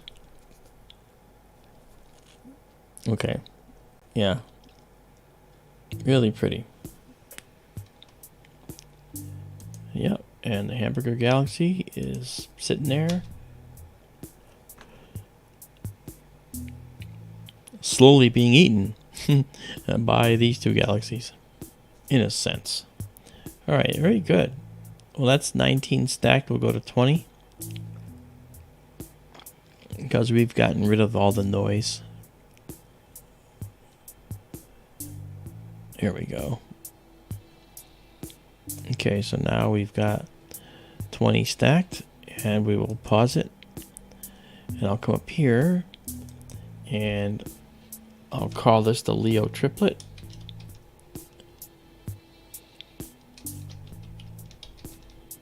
That one's not defined, so it will be again.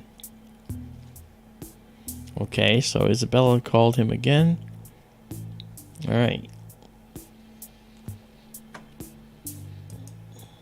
It's still trying to call you now, Darrell. I don't know what it's doing. It's doing some weird stuff. Okay. Alright, well, let's do this now. Let's first, let's save this as the Leo triplet. I'll get with you in a second, Darrell, and then I'm going to save exactly a scene.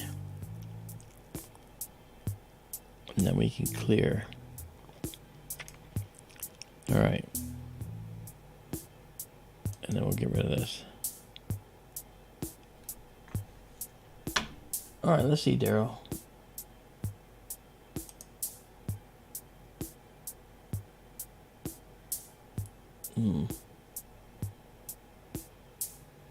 I don't know if you're here.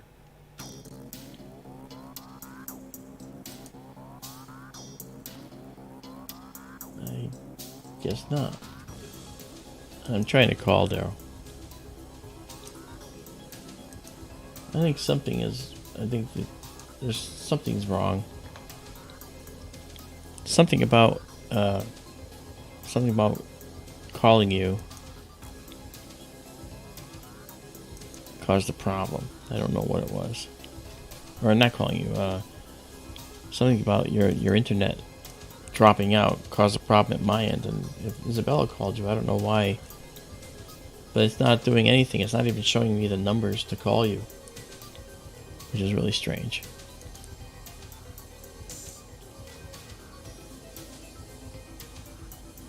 Some folks say there ain't no bears in Arkansas. Hey Vera, thank you. It's very kind. I helped Darrell come back. That's cute. I'm trying. I don't know what it is. Alright, well, I don't know what it is, Darrell. But it's okay. I can't go too long anyway tonight because I've got to finish my presentation anyway and so forth. Go away. There we go. So I guess, no, don't reboot again, Darrell, because if she called you, if Izabela called you, then it's probably fine. I don't know what's going on. But I might have to... I don't know why it just automatically tries to do...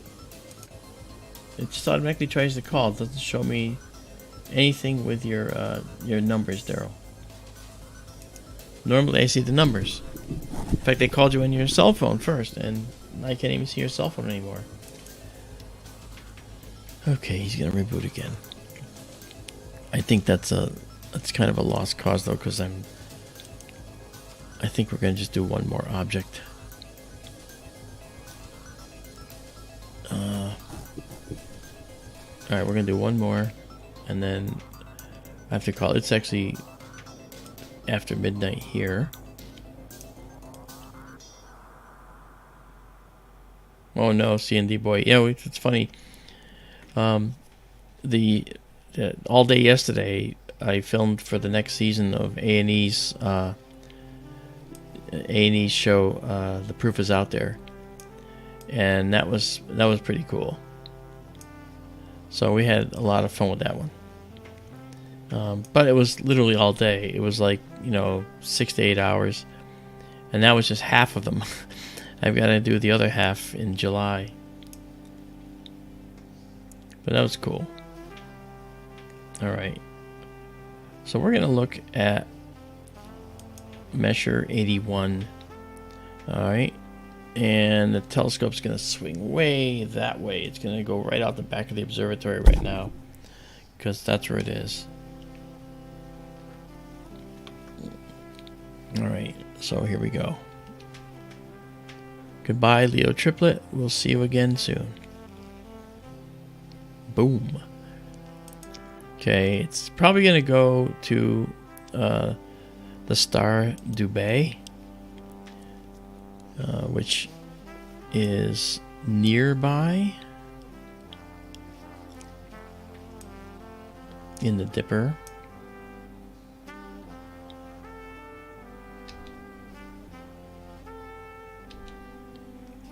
Yep, Bode. It's centering up Bode.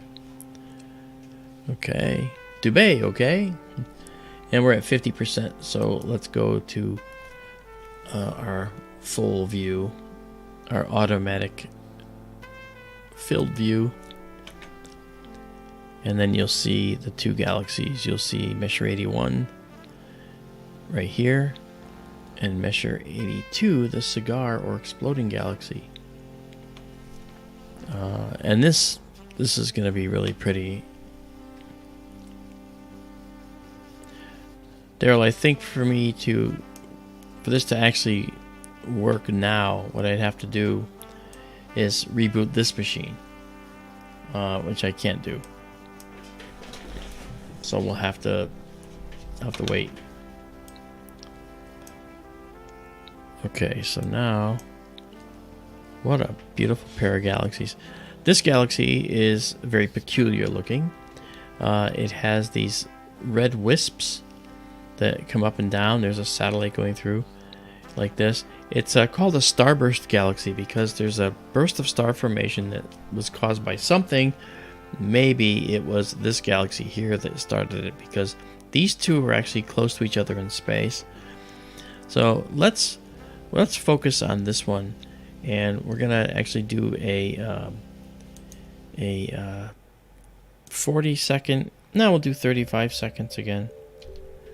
All right, And for 35 seconds, we've got our star lock set up, and we're gonna get out of our hybrid mode, jump into a stack, and the stack is already cleared, but I forgot to clear it, I guess. I thought I cleared it.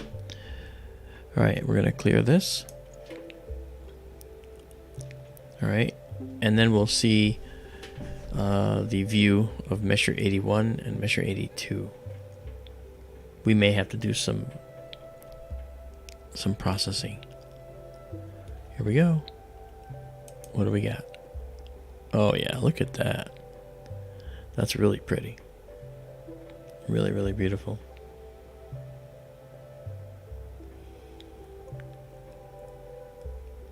Hey, what are you guys talking Marianne into? What's going on over there? Okay. Alright, I'm going to zoom in 100% just to make sure we have our focus proper. Because I forgot to put on the temperature correction. Yeah, see, we're just out of focus. I knew it. Okay. We can leave that there. We're going to go back to 1 second for a minute. Alright, we're going to kill the stack for a minute. And we'll come back to it. Alright. Okay, so now let's bring this up. Our hybrid view. And let me first figure out which way I want to go. Alright, we're going to go in. Alright.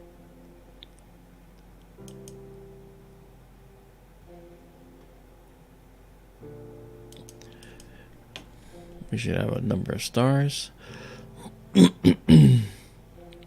23 stars.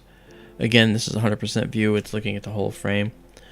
And now we're going to scan inward to capture our focal plane with the right focus. Izabela says, Marc, we were asking, can we play with a telescope while you are working in Arkansas? You know what? I have not trained anyone yet to do it, but I look forward to the time when I actually can. We are going to have a second instrument out there that is going to be in that building, so that would actually be a very good instrument for people to use. We're actually trying to set it up so that people can actually buy time on a whole nother pier if they want to. Because we're paying $110 a month for Starlink after paying $500 for the router. Okay, so we're actually trying to recoup our costs and trying to cover our costs. No, I hate that, but it is what it is. There's our beautiful curve. See that? Here's our nice curve. And at the conclusion of this, then the central point here will be the point of perfect focus. Alright, and when we get a green line up top, right here, when the line goes green, we will be at the proper position. And we're done. So now we're going to do our best position focal point, and it's going to go right through the whole range of focus from all the way out to the left, all the way out to the right, and then center back on this line. And there we go. There's some perfect focus if I ever saw it. Alright, so now we can get rid of that. And we can then, let's do it this way, actually. Alright, and now we can actually dump that. Good. And let's go back out to our, let's go out to say 40%. Okay, there's a good thing. Okay, now what we'll do is we'll go do another 35-second shot, actually. And here's where you're going to actually see some really beautiful detail in these galaxies. So here we go. We start up our stack. It'll be pinned to the bottom. I'll just be able to minimize it when we need to.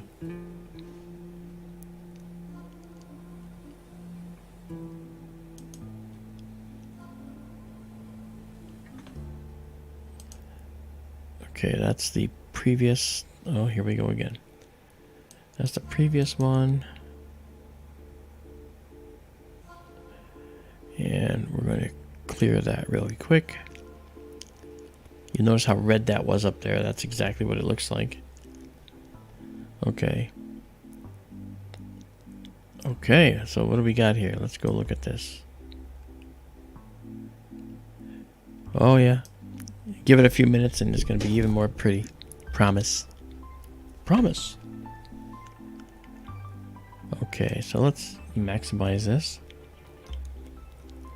And let me see if I can get this to do what it's supposed to do. That's pretty. I don't get that.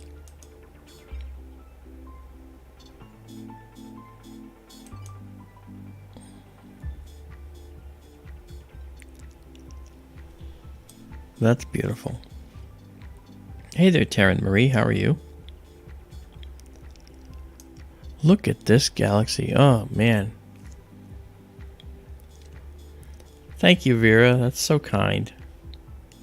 Very,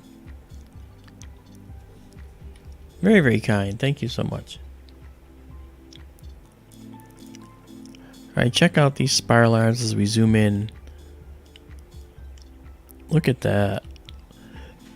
You can see these beautiful objects in here. These objects here, these dots, are probably not foreground stars here. Those are probably globular clusters in this galaxy. This is a foreground star. This is a foreground star. These are. But these faint things are of the same reddened level, the same reddening as the galaxy. They're probably in the galaxy. Really pretty. You can see the spiral arms in here.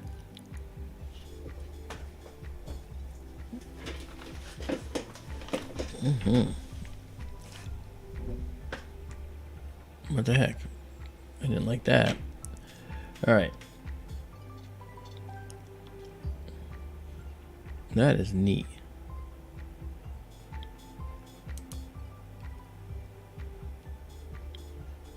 Look at that. Wow. We can zoom out now a little bit and head up to the other galaxy and see how it looks.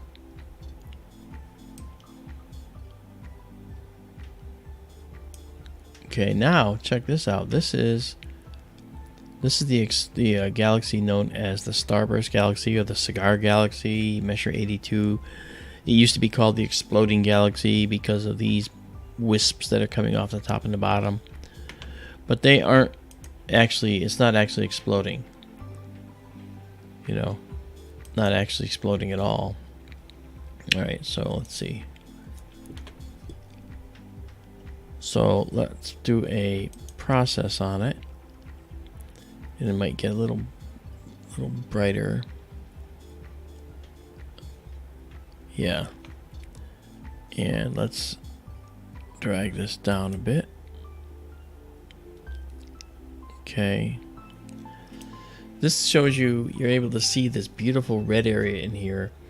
This is, if you look at this, you're looking at a region that takes up a significant portion of this galaxy. And this region is actually a star-forming region. It's as if a massive piece of this galaxy is a gigantic stellar nursery. And stars are being formed in here like mad.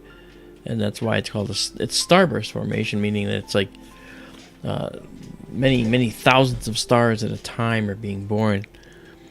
Just incredible. Just incredible. That's a beautiful galaxy. And if we actually, if we just take this back a tiny bit, we might be able to see those wisps a little clearer. Let me just bring the dark level back just a bit to bring out some more detail that's subtle in the background. But you can see it's coming down here, going up there. And to see it even better, I can kind of push the detail, kind of do this way.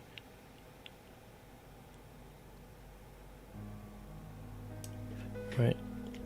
Let's zoom back out a bit. Nice. Look at that. That's beautiful. We've stacked 8 images so far. Stacking is going well. And look at our galaxy here. Look at this. I mean, that's a classic pinwheel, isn't it? It's just a beautiful galaxy. Absolutely stunning.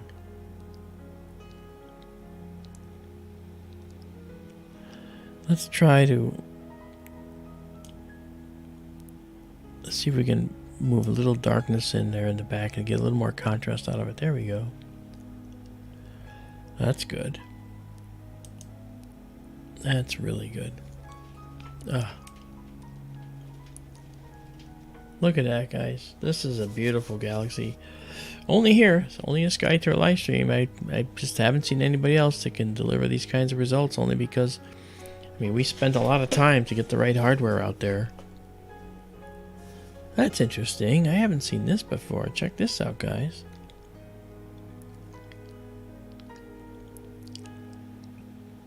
Let's see if I can get it. I think I'm in as close as I can get, actually. No, I'm not. Look at this strange... There's a bunch of stars perpendicular to each other here, like a line. That's cool. Wow. Beautiful. Look at the dark lanes in here. Really pretty. Let's see if we can actually... Let's see if we can actually come in here and add a little bit more detail to that. So come in here to the enhancement tab.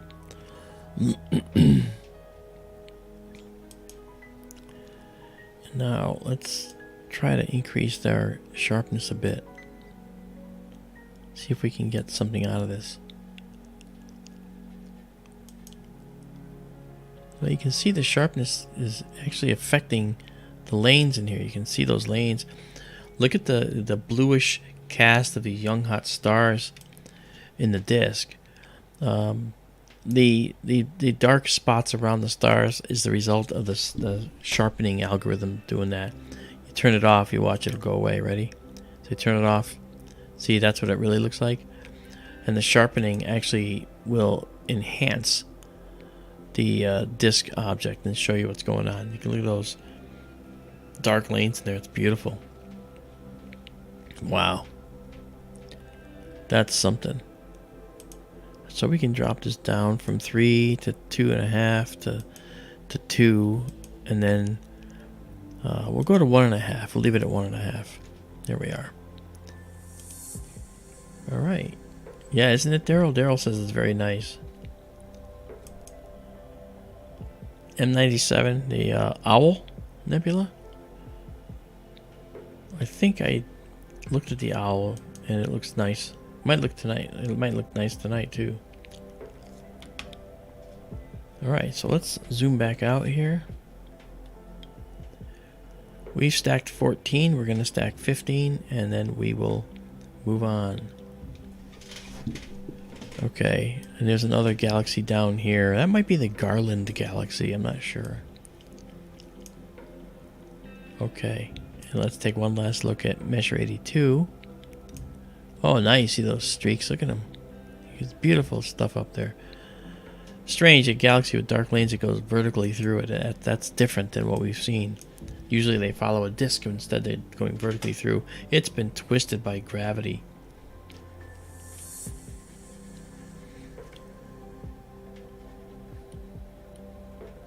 Okay. Let's go in and grab our stack. Say pause it here with 16 stacked.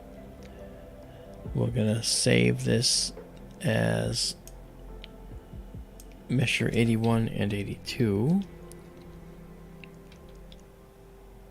And I think I have one for both of them.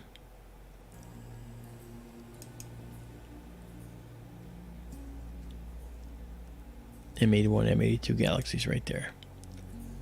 There we go. And now we'll save it just like you see it.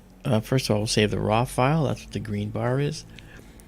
Then we're going to save it just like you see it so you can have fun with it and download it for free, because all these are for free. Save exactly as seen.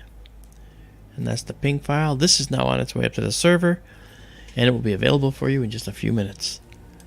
Now we'll clear this and clear the stack.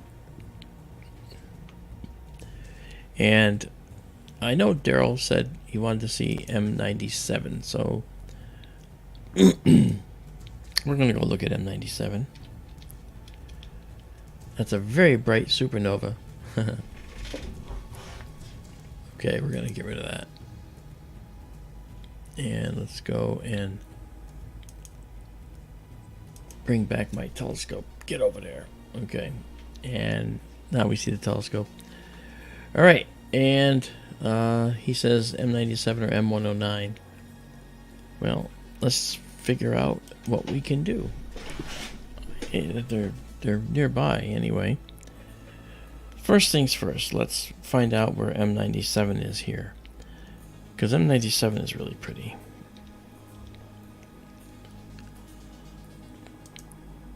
And M97 is right there. All right, and we're going to check that out. That's the Owl Nebula. So off we go to the Owl Nebula. And we are going there now. Let's see what we can see though. There we go. Okay, and the star that it's going to be bringing in as our waypoint star is anybody's guess at this point, but we'll find out.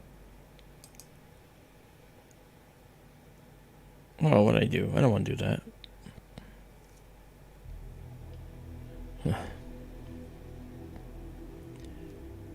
Sorry, I didn't want to do that. Let me, I think I started the wrong thing. Alright, well, it doesn't affect the telescope any. Don't worry about it. Okay, there's the Owl Nebula. Check it out. That's really pretty. Let's make sure we're still working here. Yep, we are. Okay, so we're at the Owl Nebula now, and I will bring it over to the west a little bit and center it up. The Owl is a planetary nebula. It was a star approximately the same mass as the Sun, and then what happened was the star got older, and as it got older, it stopped fusing hydrogen into helium. It started fusing helium into carbon, and in so doing, it would blow up into a red giant star and maybe pulsate a little bit. And as it pulsates a little bit, it would push off some of those outer layers that are now seen here.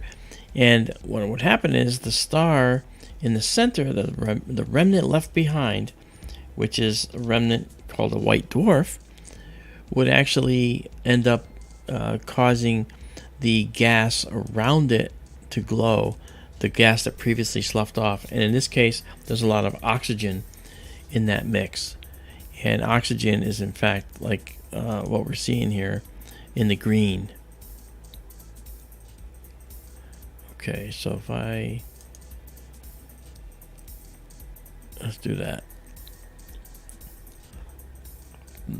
So we're almost here. We're going to check it out. Yeah, I got you. Yep. Darrell says, typical planetary nebula color. Look at that. That is beautiful. Let's zoom in because it'll support that. And we can see some of the details. If you notice right in the center, there's that little tiny white dwarf. That little tiny white dwarf right there. You notice the color? It's almost blue, isn't it? That's because white dwarfs are very hot. And the hottest color in the universe is a blue color, like what's around my head. All right? So I just have my light. I turned it on to blue color. So there's a beautiful image. You can see some really nice detail in there. Oh, geez, Darrell, look at that, huh? That's really pretty. And we're going to stack some more here. This is 35 seconds seems to be just about the right amount. Look at that. This mottled red color, this is noise. Look at this beautiful area right up here. It's got this little area that could be excited hydrogen that's been excited by this star. Either way, these stars have a capability, because they're so hot, of ionizing gas out to quite a far distance. So this nebula could be anywhere from 1 to 2 light years in diameter, and the star could be throwing a copious amount of ultraviolet energy at it, because that's how white dwarfs can operate.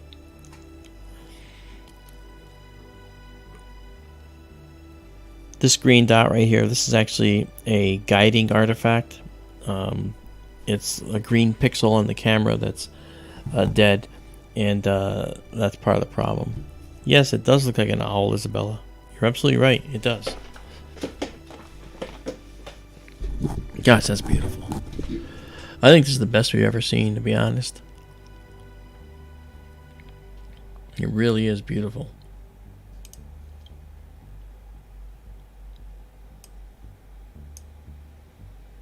Yes, it is. Let's just pull that over and give us a view here. Look at that. Ah, man, that's really pretty. Now, as far as the distance of the owl, let's see if they know it. It says it's 2,025 light years. You know what? I predict that that's probably incorrect, and I'll tell you why. Planetary nebula are really hard to gauge the distance to. There's a variety of reasons why that's the case, but it's very, very difficult to gauge distance to these nebulae. And again, part of the reason, as I mentioned, is because as the stuff expands out, there's a certain ionization distance, a distance at which the star in the middle can ionize this material. But guess what? We don't know how far out this stuff has already gone before it stops. We'd have to do a gas study of this entire area to see how much is ionized, and if there's a more outside here, it means then that it's been expanding for quite some time before we actually saw it. So at this point, we don't really know how long it's been expanding like this, so we don't know the distance. And stars aren't in the habit of telling us how far they are. Yeah. Wiki says 2600, and this program here is telling us it's 2025 light years. And as the point being that we just don't know. We just don't know how far these are. And so depending on where Wikipedia got its data, it could have come from one particular study or a different particular study, or someone else. So that's what happens. We don't know. We can't really gauge these accurately, in part because we don't know how much they've expanded. Yeah, about 8,000 years old. That's another guess as well. But still, that's working backwards from this expansion. I see a really interesting, sharp little delineation here, and I want to see if that's real or not.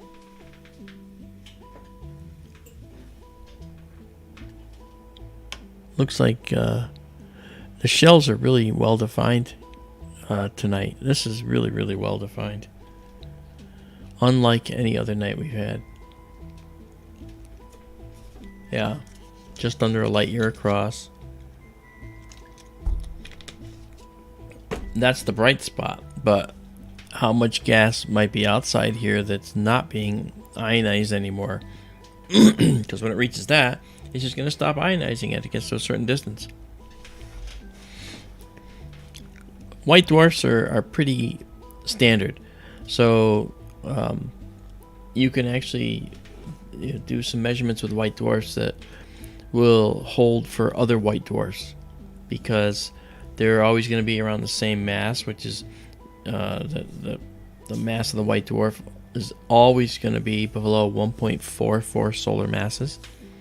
That's called the Chandrasekhar limit, which you've heard Darrell say too. When if he was on, you would have heard him say it, because he probably would have said it. Beyond that, then this star would have been more massive, because if it has more than 1.44 solar masses in the core right now, then you would end up with that white dwarf not being able to hold itself up anymore, and it would collapse further into a neutron star. And it would go from something the size of the Earth, which is what this is right now, that object over 2,000 or 2,700, 2,600 light years away, is only the size of the Earth. But it's so hot and bright that you can see it from that distance. Okay, hi Starseed. And so, but if it had slightly more mass on it, it would collapse into a neutron star, and the neutron star is about the size of Manhattan Island. And it's interesting. It's interesting how stars like white dwarfs, if you even call them stars, they're dead stars. They're stars in decline. And it'll go from a white dwarf to a black dwarf. And what's a black dwarf? A black dwarf is a sufficiently cooled white dwarf. Where it won't glow anymore.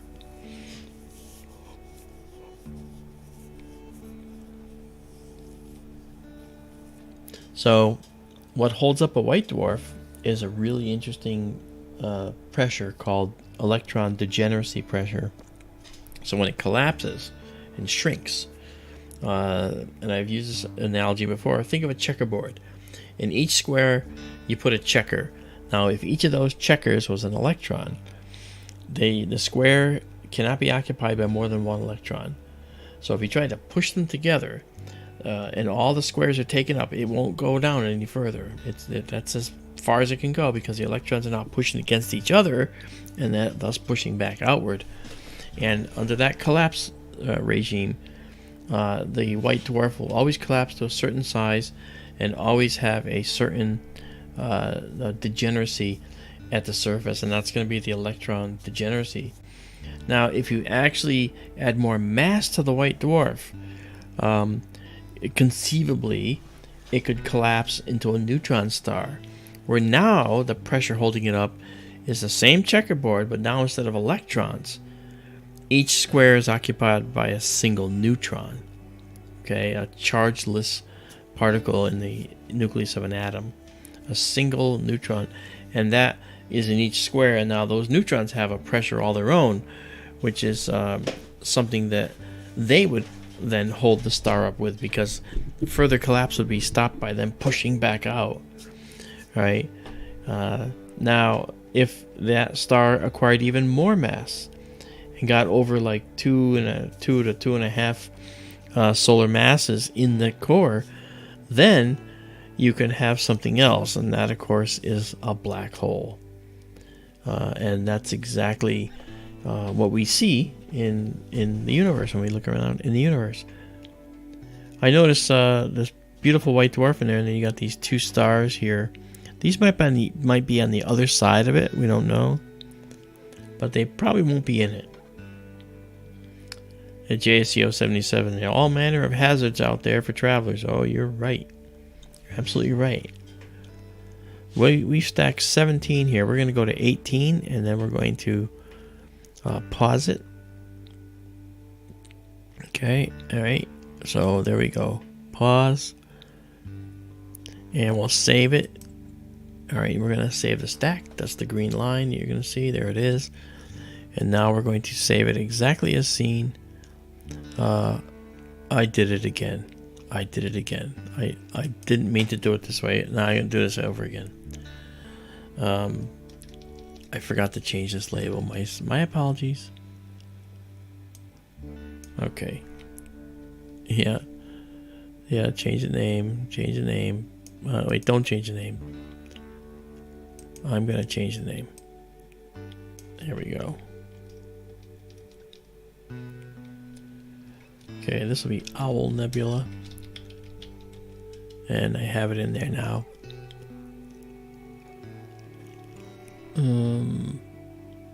Yeah, okay, that's fine. Now I'll save it, and this will fix the problem. Okay, there we go. Alright, so nothing's getting lost. It'll be saved just like you see it. Now you see the ping file right here. At least you should have. I think it was because it was the stack was coming through. I'll just save a ping again. You should see the ping file. There we go. There we go. So there is the beautiful planetary nebula. I'll say this though: if there was a civilization around that star, there are no more. They will have been wiped out from this. So we back out and we leave the Owl Nebula behind. There we go. Okay. Good night, Owl. Now, let's see. This galaxy is a lot of fun. And we're going to look at this one. This is called the Surfboard Galaxy. And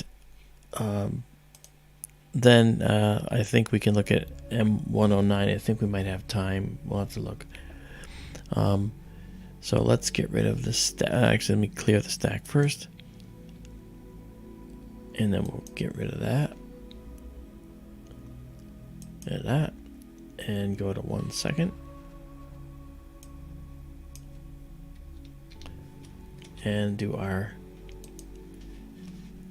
hybrid image intensified view here. Here we go. Okay, and bring us down. There's the surfboard. The Owl and the Surfboard Galaxy are in the same shot here, so I just have to go up a little bit.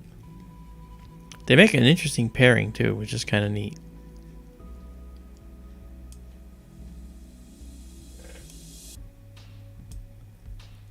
So you'll see it. But I'm just going to specifically put the Owl and the surfboard as separate objects here. Okay, and then we'll bring this over.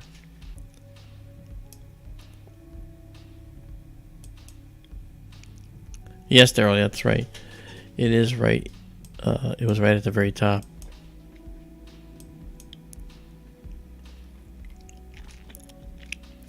I got thrown off, of course, because the telescope is flipped over now, aiming backwards. So it makes us it reverses the image, not the image, but the orientation. So it's tricky. Okay. All right. So now the Surfboard Galaxy, which is millions of light years beyond the Owl Nebula. We'll go wait for that to acquire a guide star, and all we have to do to see if it does is come up here. It usually says searching, and I think it'd be kind of cool to watch that. Searching, see, it's searching for a guide star now, and when these start to change the numbers, you'll actually see that it's there it is. It's got its guide star. Okay. So, that said, we can now take our photograph. Let's do a 35-second shot here again. And go into our stack. Live stack. All right, let's see here.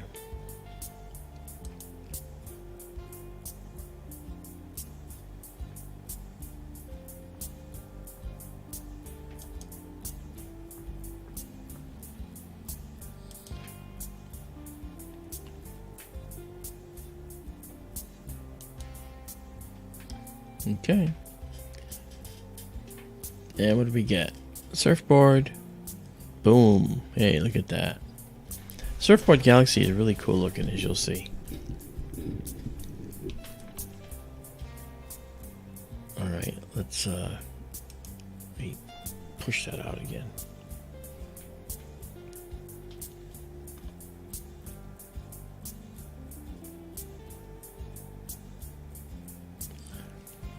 And one way is just to the upper right. Oh, you're talking about the Surfboard Galaxy? Yeah, right. Okay.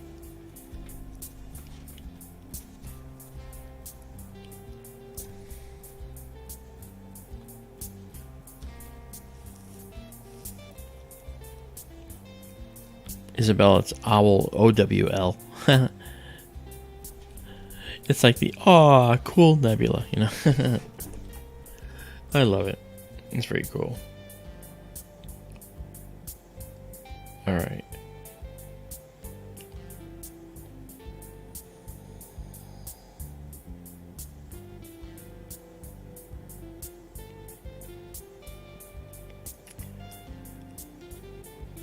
Alright, so now let's zoom in on this.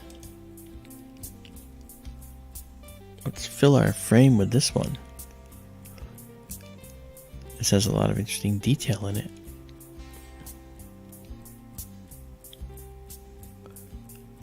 Got a little bit of a wind effect here, I think.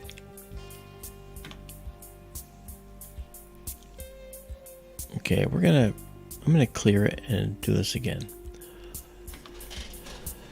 Oh, I'm sorry about that. All right, and I'm also going to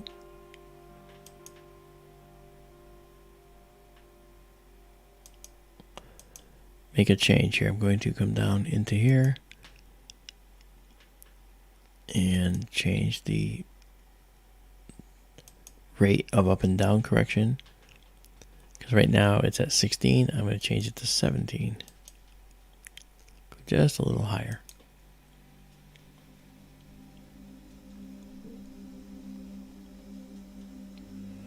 Okay, one more time now, because I was doing that in the middle of an exposure.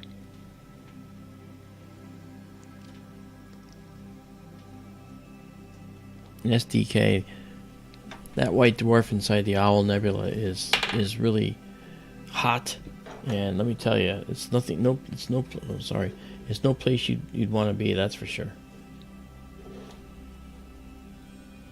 Definitely no place you want to be.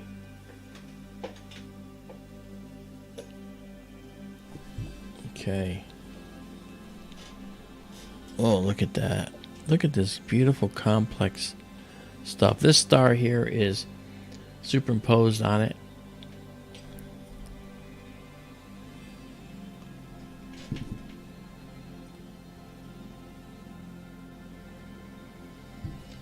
DK writes, galaxy lights and shines through the night, then millions of light years away.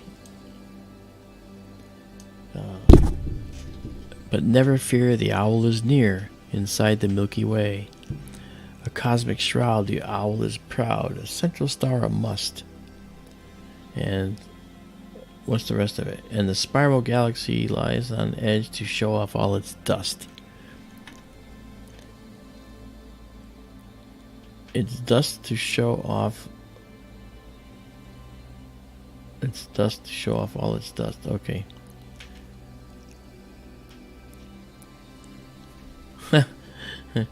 Blue hair. Yeah, like old ladies. I have a blue hair like an old lady. What'd you say? No. That's funny. Yeah, how about this, Darrell? Okay, red better? Okay, or how about green? There's the blue. Okay, and all the colors of the spectrum. Whoa, okay, now it's sort of like a party here. Alright. There's the red. How about the magenta? Ooh, magenta with blue. That's almost creepy. Then white. Ugh. Yeah, we'll do this. We'll leave red for now.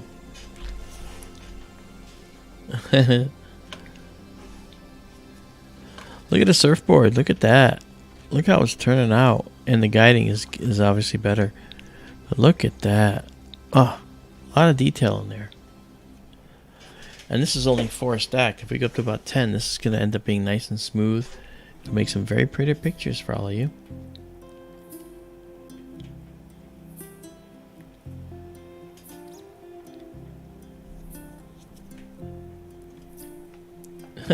JSCO says, the white made you look like Einstein.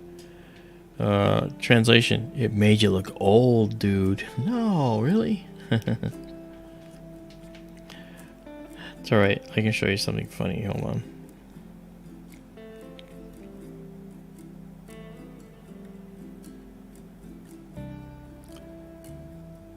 Alright, so if we go, you said the white. So I go like this.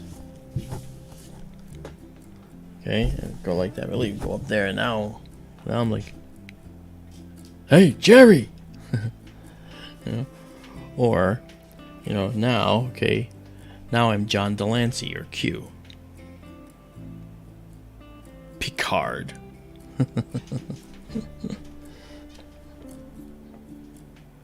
That's funny.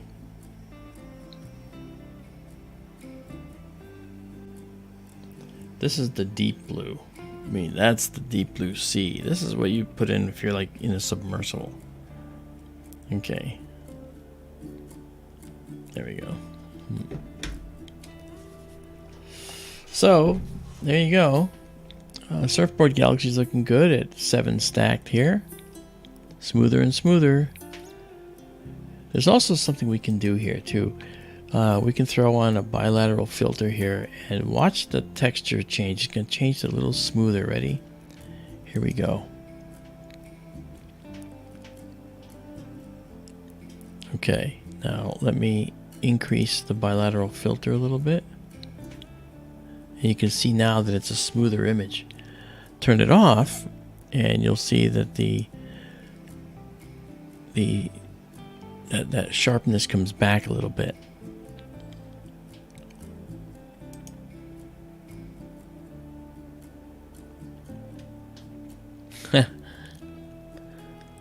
That's funny, Tara Marie.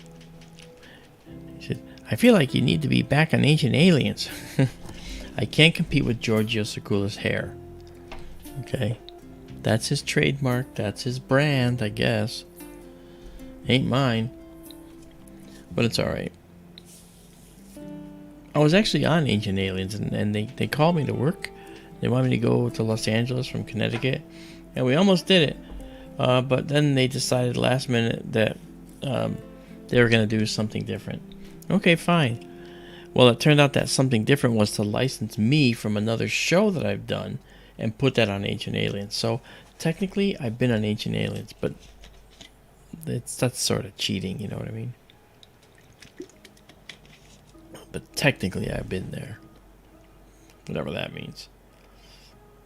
In other words, it means they got out of having to pay for me to be there, which is fine. I didn't want to be labeled a nutcase or anything, you know.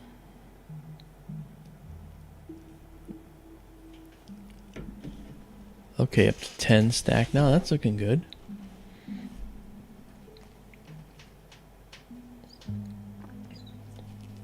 Yeah, Taryn, I was down there, yeah, and I didn't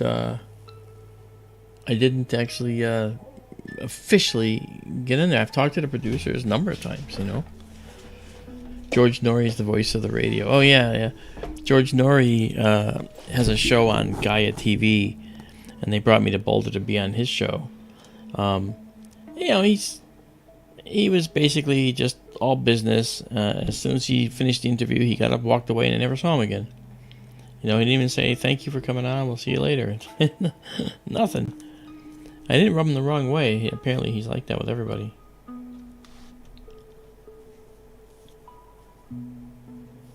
And Ronald says, you're past being labeled a nutcase. Oh, I guess so. It doesn't help is what he's suggesting. So look at the details here in the Surfboard Galaxy. If you look here, you see these little red spots. Let's zoom in a little more. I think we can support it now. We're at 175 now, 206%. But look at this. We have this bright area here. This is an active star location where there's young hot stars in this spiral arms here.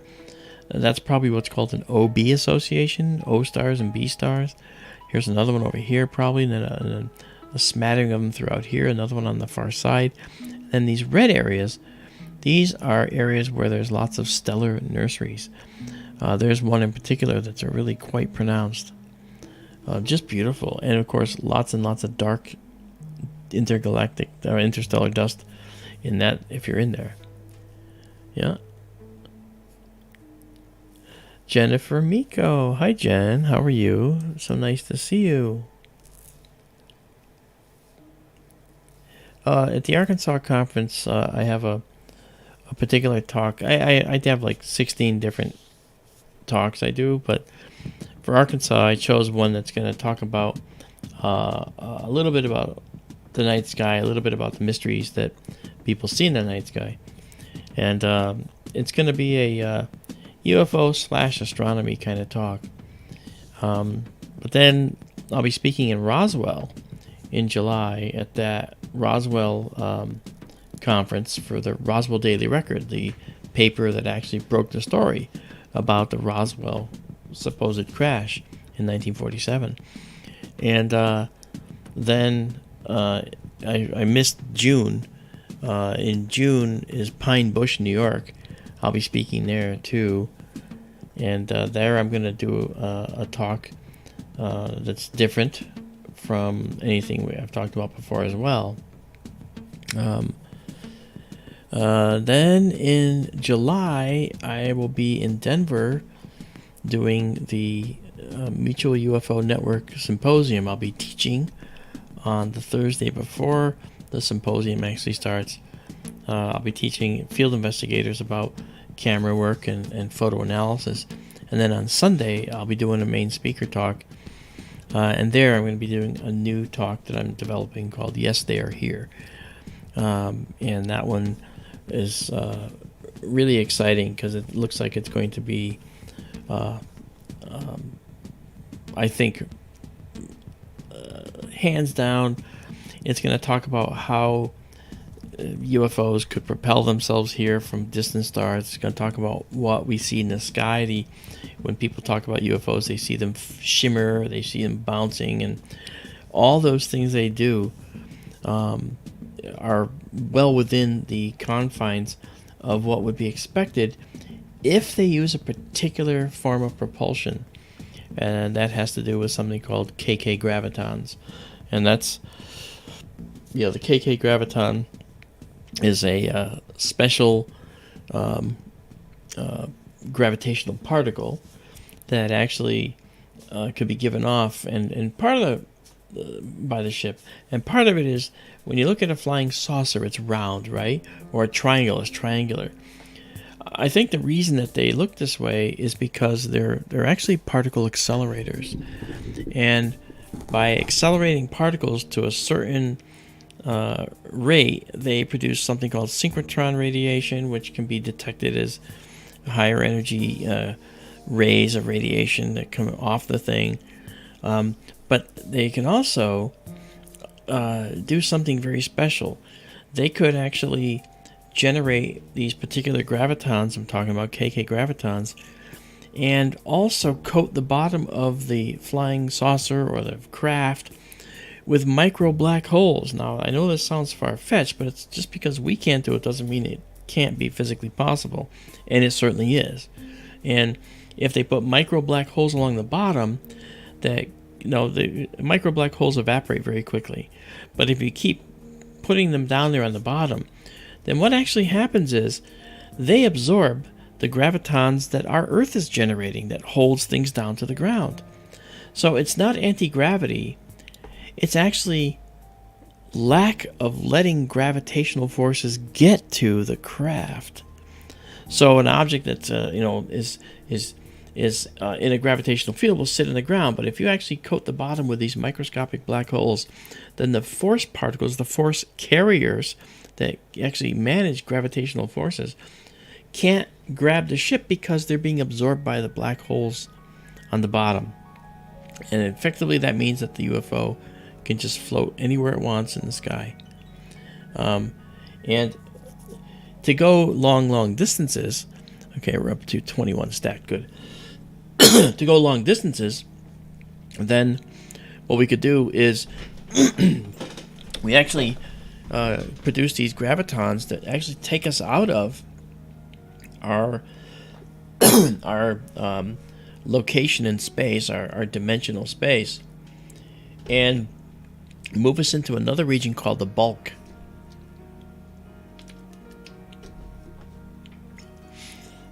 I'm going crazy here, sorry.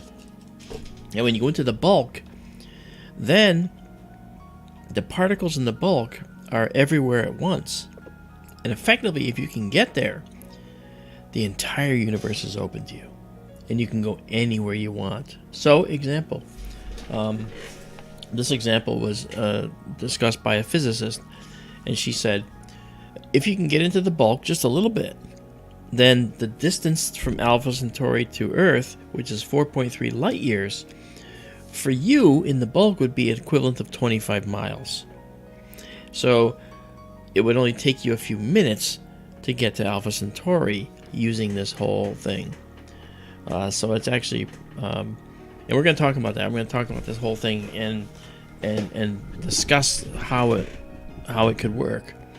But in terms of actual science, not science fiction, in terms of the realistic approach, either way, it's going to be exciting because it's going to really give people the foundation to understand how extraterrestrial craft could actually get here from there, and it could be done.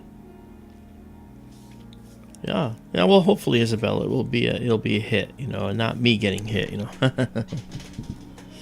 Yeah. Yeah, the bulk is interesting, JSCO. Imagine, okay, and this here's the problem. I have to define what membranes are in terms of string theory and so forth. So it's not as simple as just saying define. Let's talk about the bulk, because the bulk is a place that's not on a membrane. We're on a membrane in that definition of the theory, all right. And on our, they're shortened to the word brain, BRANE. On our brain, think of it this way: if we actually have string theory as a reality, then on our brain, okay, the strings are double-ended. They have anchor points at each end, okay, and that's where all the things on our membrane live. All right, so we have the forces of fundamental forces, atomic forces. We have the strong force, the weak force. We have the electromagnetic force, and we have gravity. Okay, well, the strong, weak, and electromagnetic forces, those are on our brain. Those are double-ended strings. They have an origin and a destination, effectively. But gravity, you see, that's not. It's actually what's called a closed string. It actually is a circular string. It eats itself. It goes around and around. What does that mean? It means it can be everywhere at once. It can go anywhere it wants in terms of dimensions. And that's probably why we don't see gravitons, or certain gravitons. We don't see the forces of gravity properly because they're circular.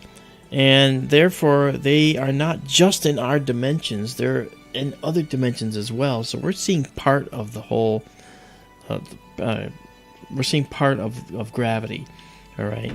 We're not seeing all of gravity, all of the forces of gravity. And the force carriers, the things that actually transmit gravity and carry gravity, are gravitons, in theory. Now, they're hard to find. We don't know if they really exist. We think they do. But think of it this way. We know there's a wave nature of light. We know there's a particle nature of light. We have a photon, particle of light, right? And we have a wave nature of light. We know we have gravitational waves. What about gravitational particles? Is the graviton next? Or does the graviton live in another dimension, another membrane, basically, in this theory? If so, then we would actually be on our way to a real good understanding. Because if another race somewhere has figured out how this whole process works and how gravity is, across multiple dimensions, then they could utilize that to travel.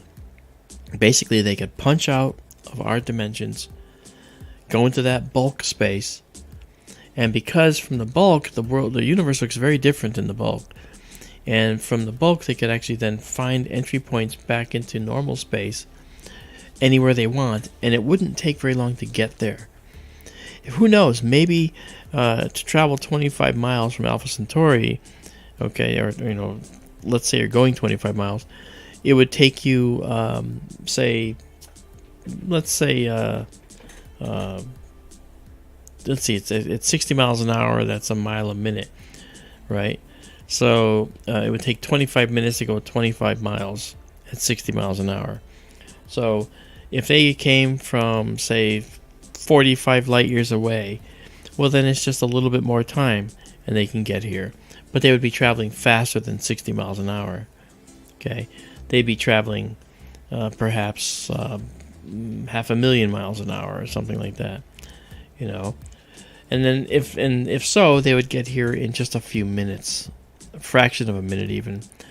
So that's really a very, very strong possibility. So that's what happens, or could happen. I just think it's amazing, and I think that it's a great possibility, right? But can they also travel very... Yeah, they could travel very slowly if they want to, Izabela, she asked. Yep, that's right. But why would they? Okay, we're going to pause this now at 33 stacked and save it.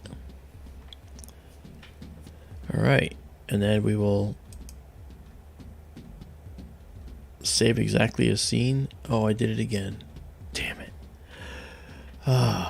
See, I get into the talking and I just miss it. Alright, I gotta change this, and I'm gonna say this time, I'm gonna say, yeah, keep the change. Surfboard Galaxy, there it is. Alright. Yep. Uh-oh.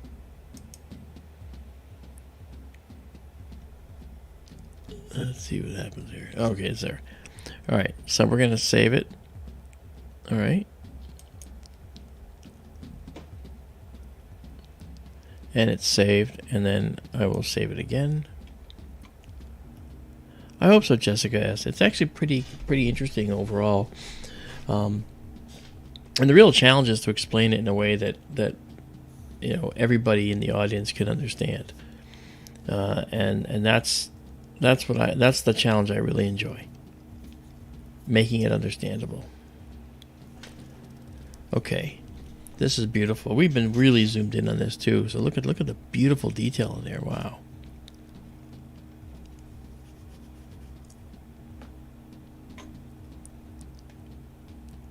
Oh, I imagine that's going to show up in your table of contents, Izabela, right?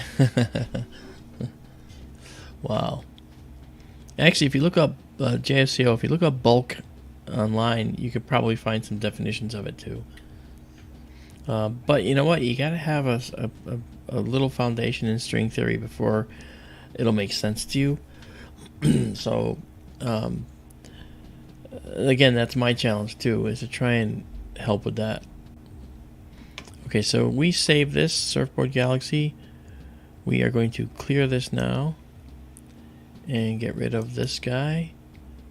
Go back to this guy and go up. Get ourselves a really nice setup to go here. 1 second. And there we go. And now we're there. All right. Beautiful. Now it's and it's my fault. It's not 1:15. I have to be up early tomorrow. So I'm afraid we're going to have to call it now. But hopefully you enjoyed the conversation and so forth. And I'm sorry, Darrell, I couldn't get you on. I don't know why that... I probably have to reboot for that to happen. I don't know why it happened. You know what we'll do tomorrow? We're going to try and do this. We'll try and just call and see if we can get in touch. Because I don't get why it did that. Yeah. Okay. Well, guys, I hope you have a really good evening. I'm going to close down now, so I'll park the telescope now. And we should be okay to do that. I look down here, and yes, we are. So the telescope is going to come over the top and come down to its park position. There it goes. And then I'll get ready to turn it off.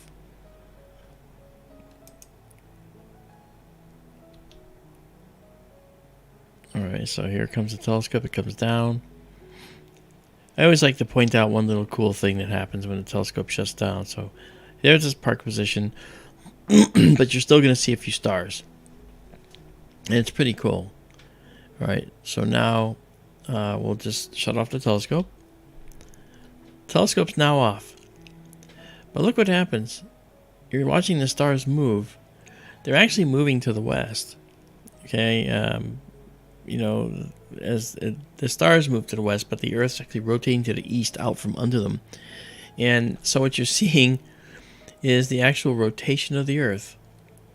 Live, right there. You're actually watching the Earth rotate. Isn't that cool? This big, giant sphere that you're on. I think that's pretty cool. Hey, Arliss Ray, how are you? I didn't say hi to you before. I didn't even see you earlier. Thank you for coming out. So there you go, folks. That's it for tonight. I hope you had a good time. And we will be back in the next clear night. Actually, I should say carefully after this coming weekend, because I'll be in Arkansas speaking. I don't know if they'll if they actually broadcast any of that, but they might do it. I'm not sure. We'll see. Anyway, guys, you guys have a good night, and we'll catch you in the next stream. Good night, everybody.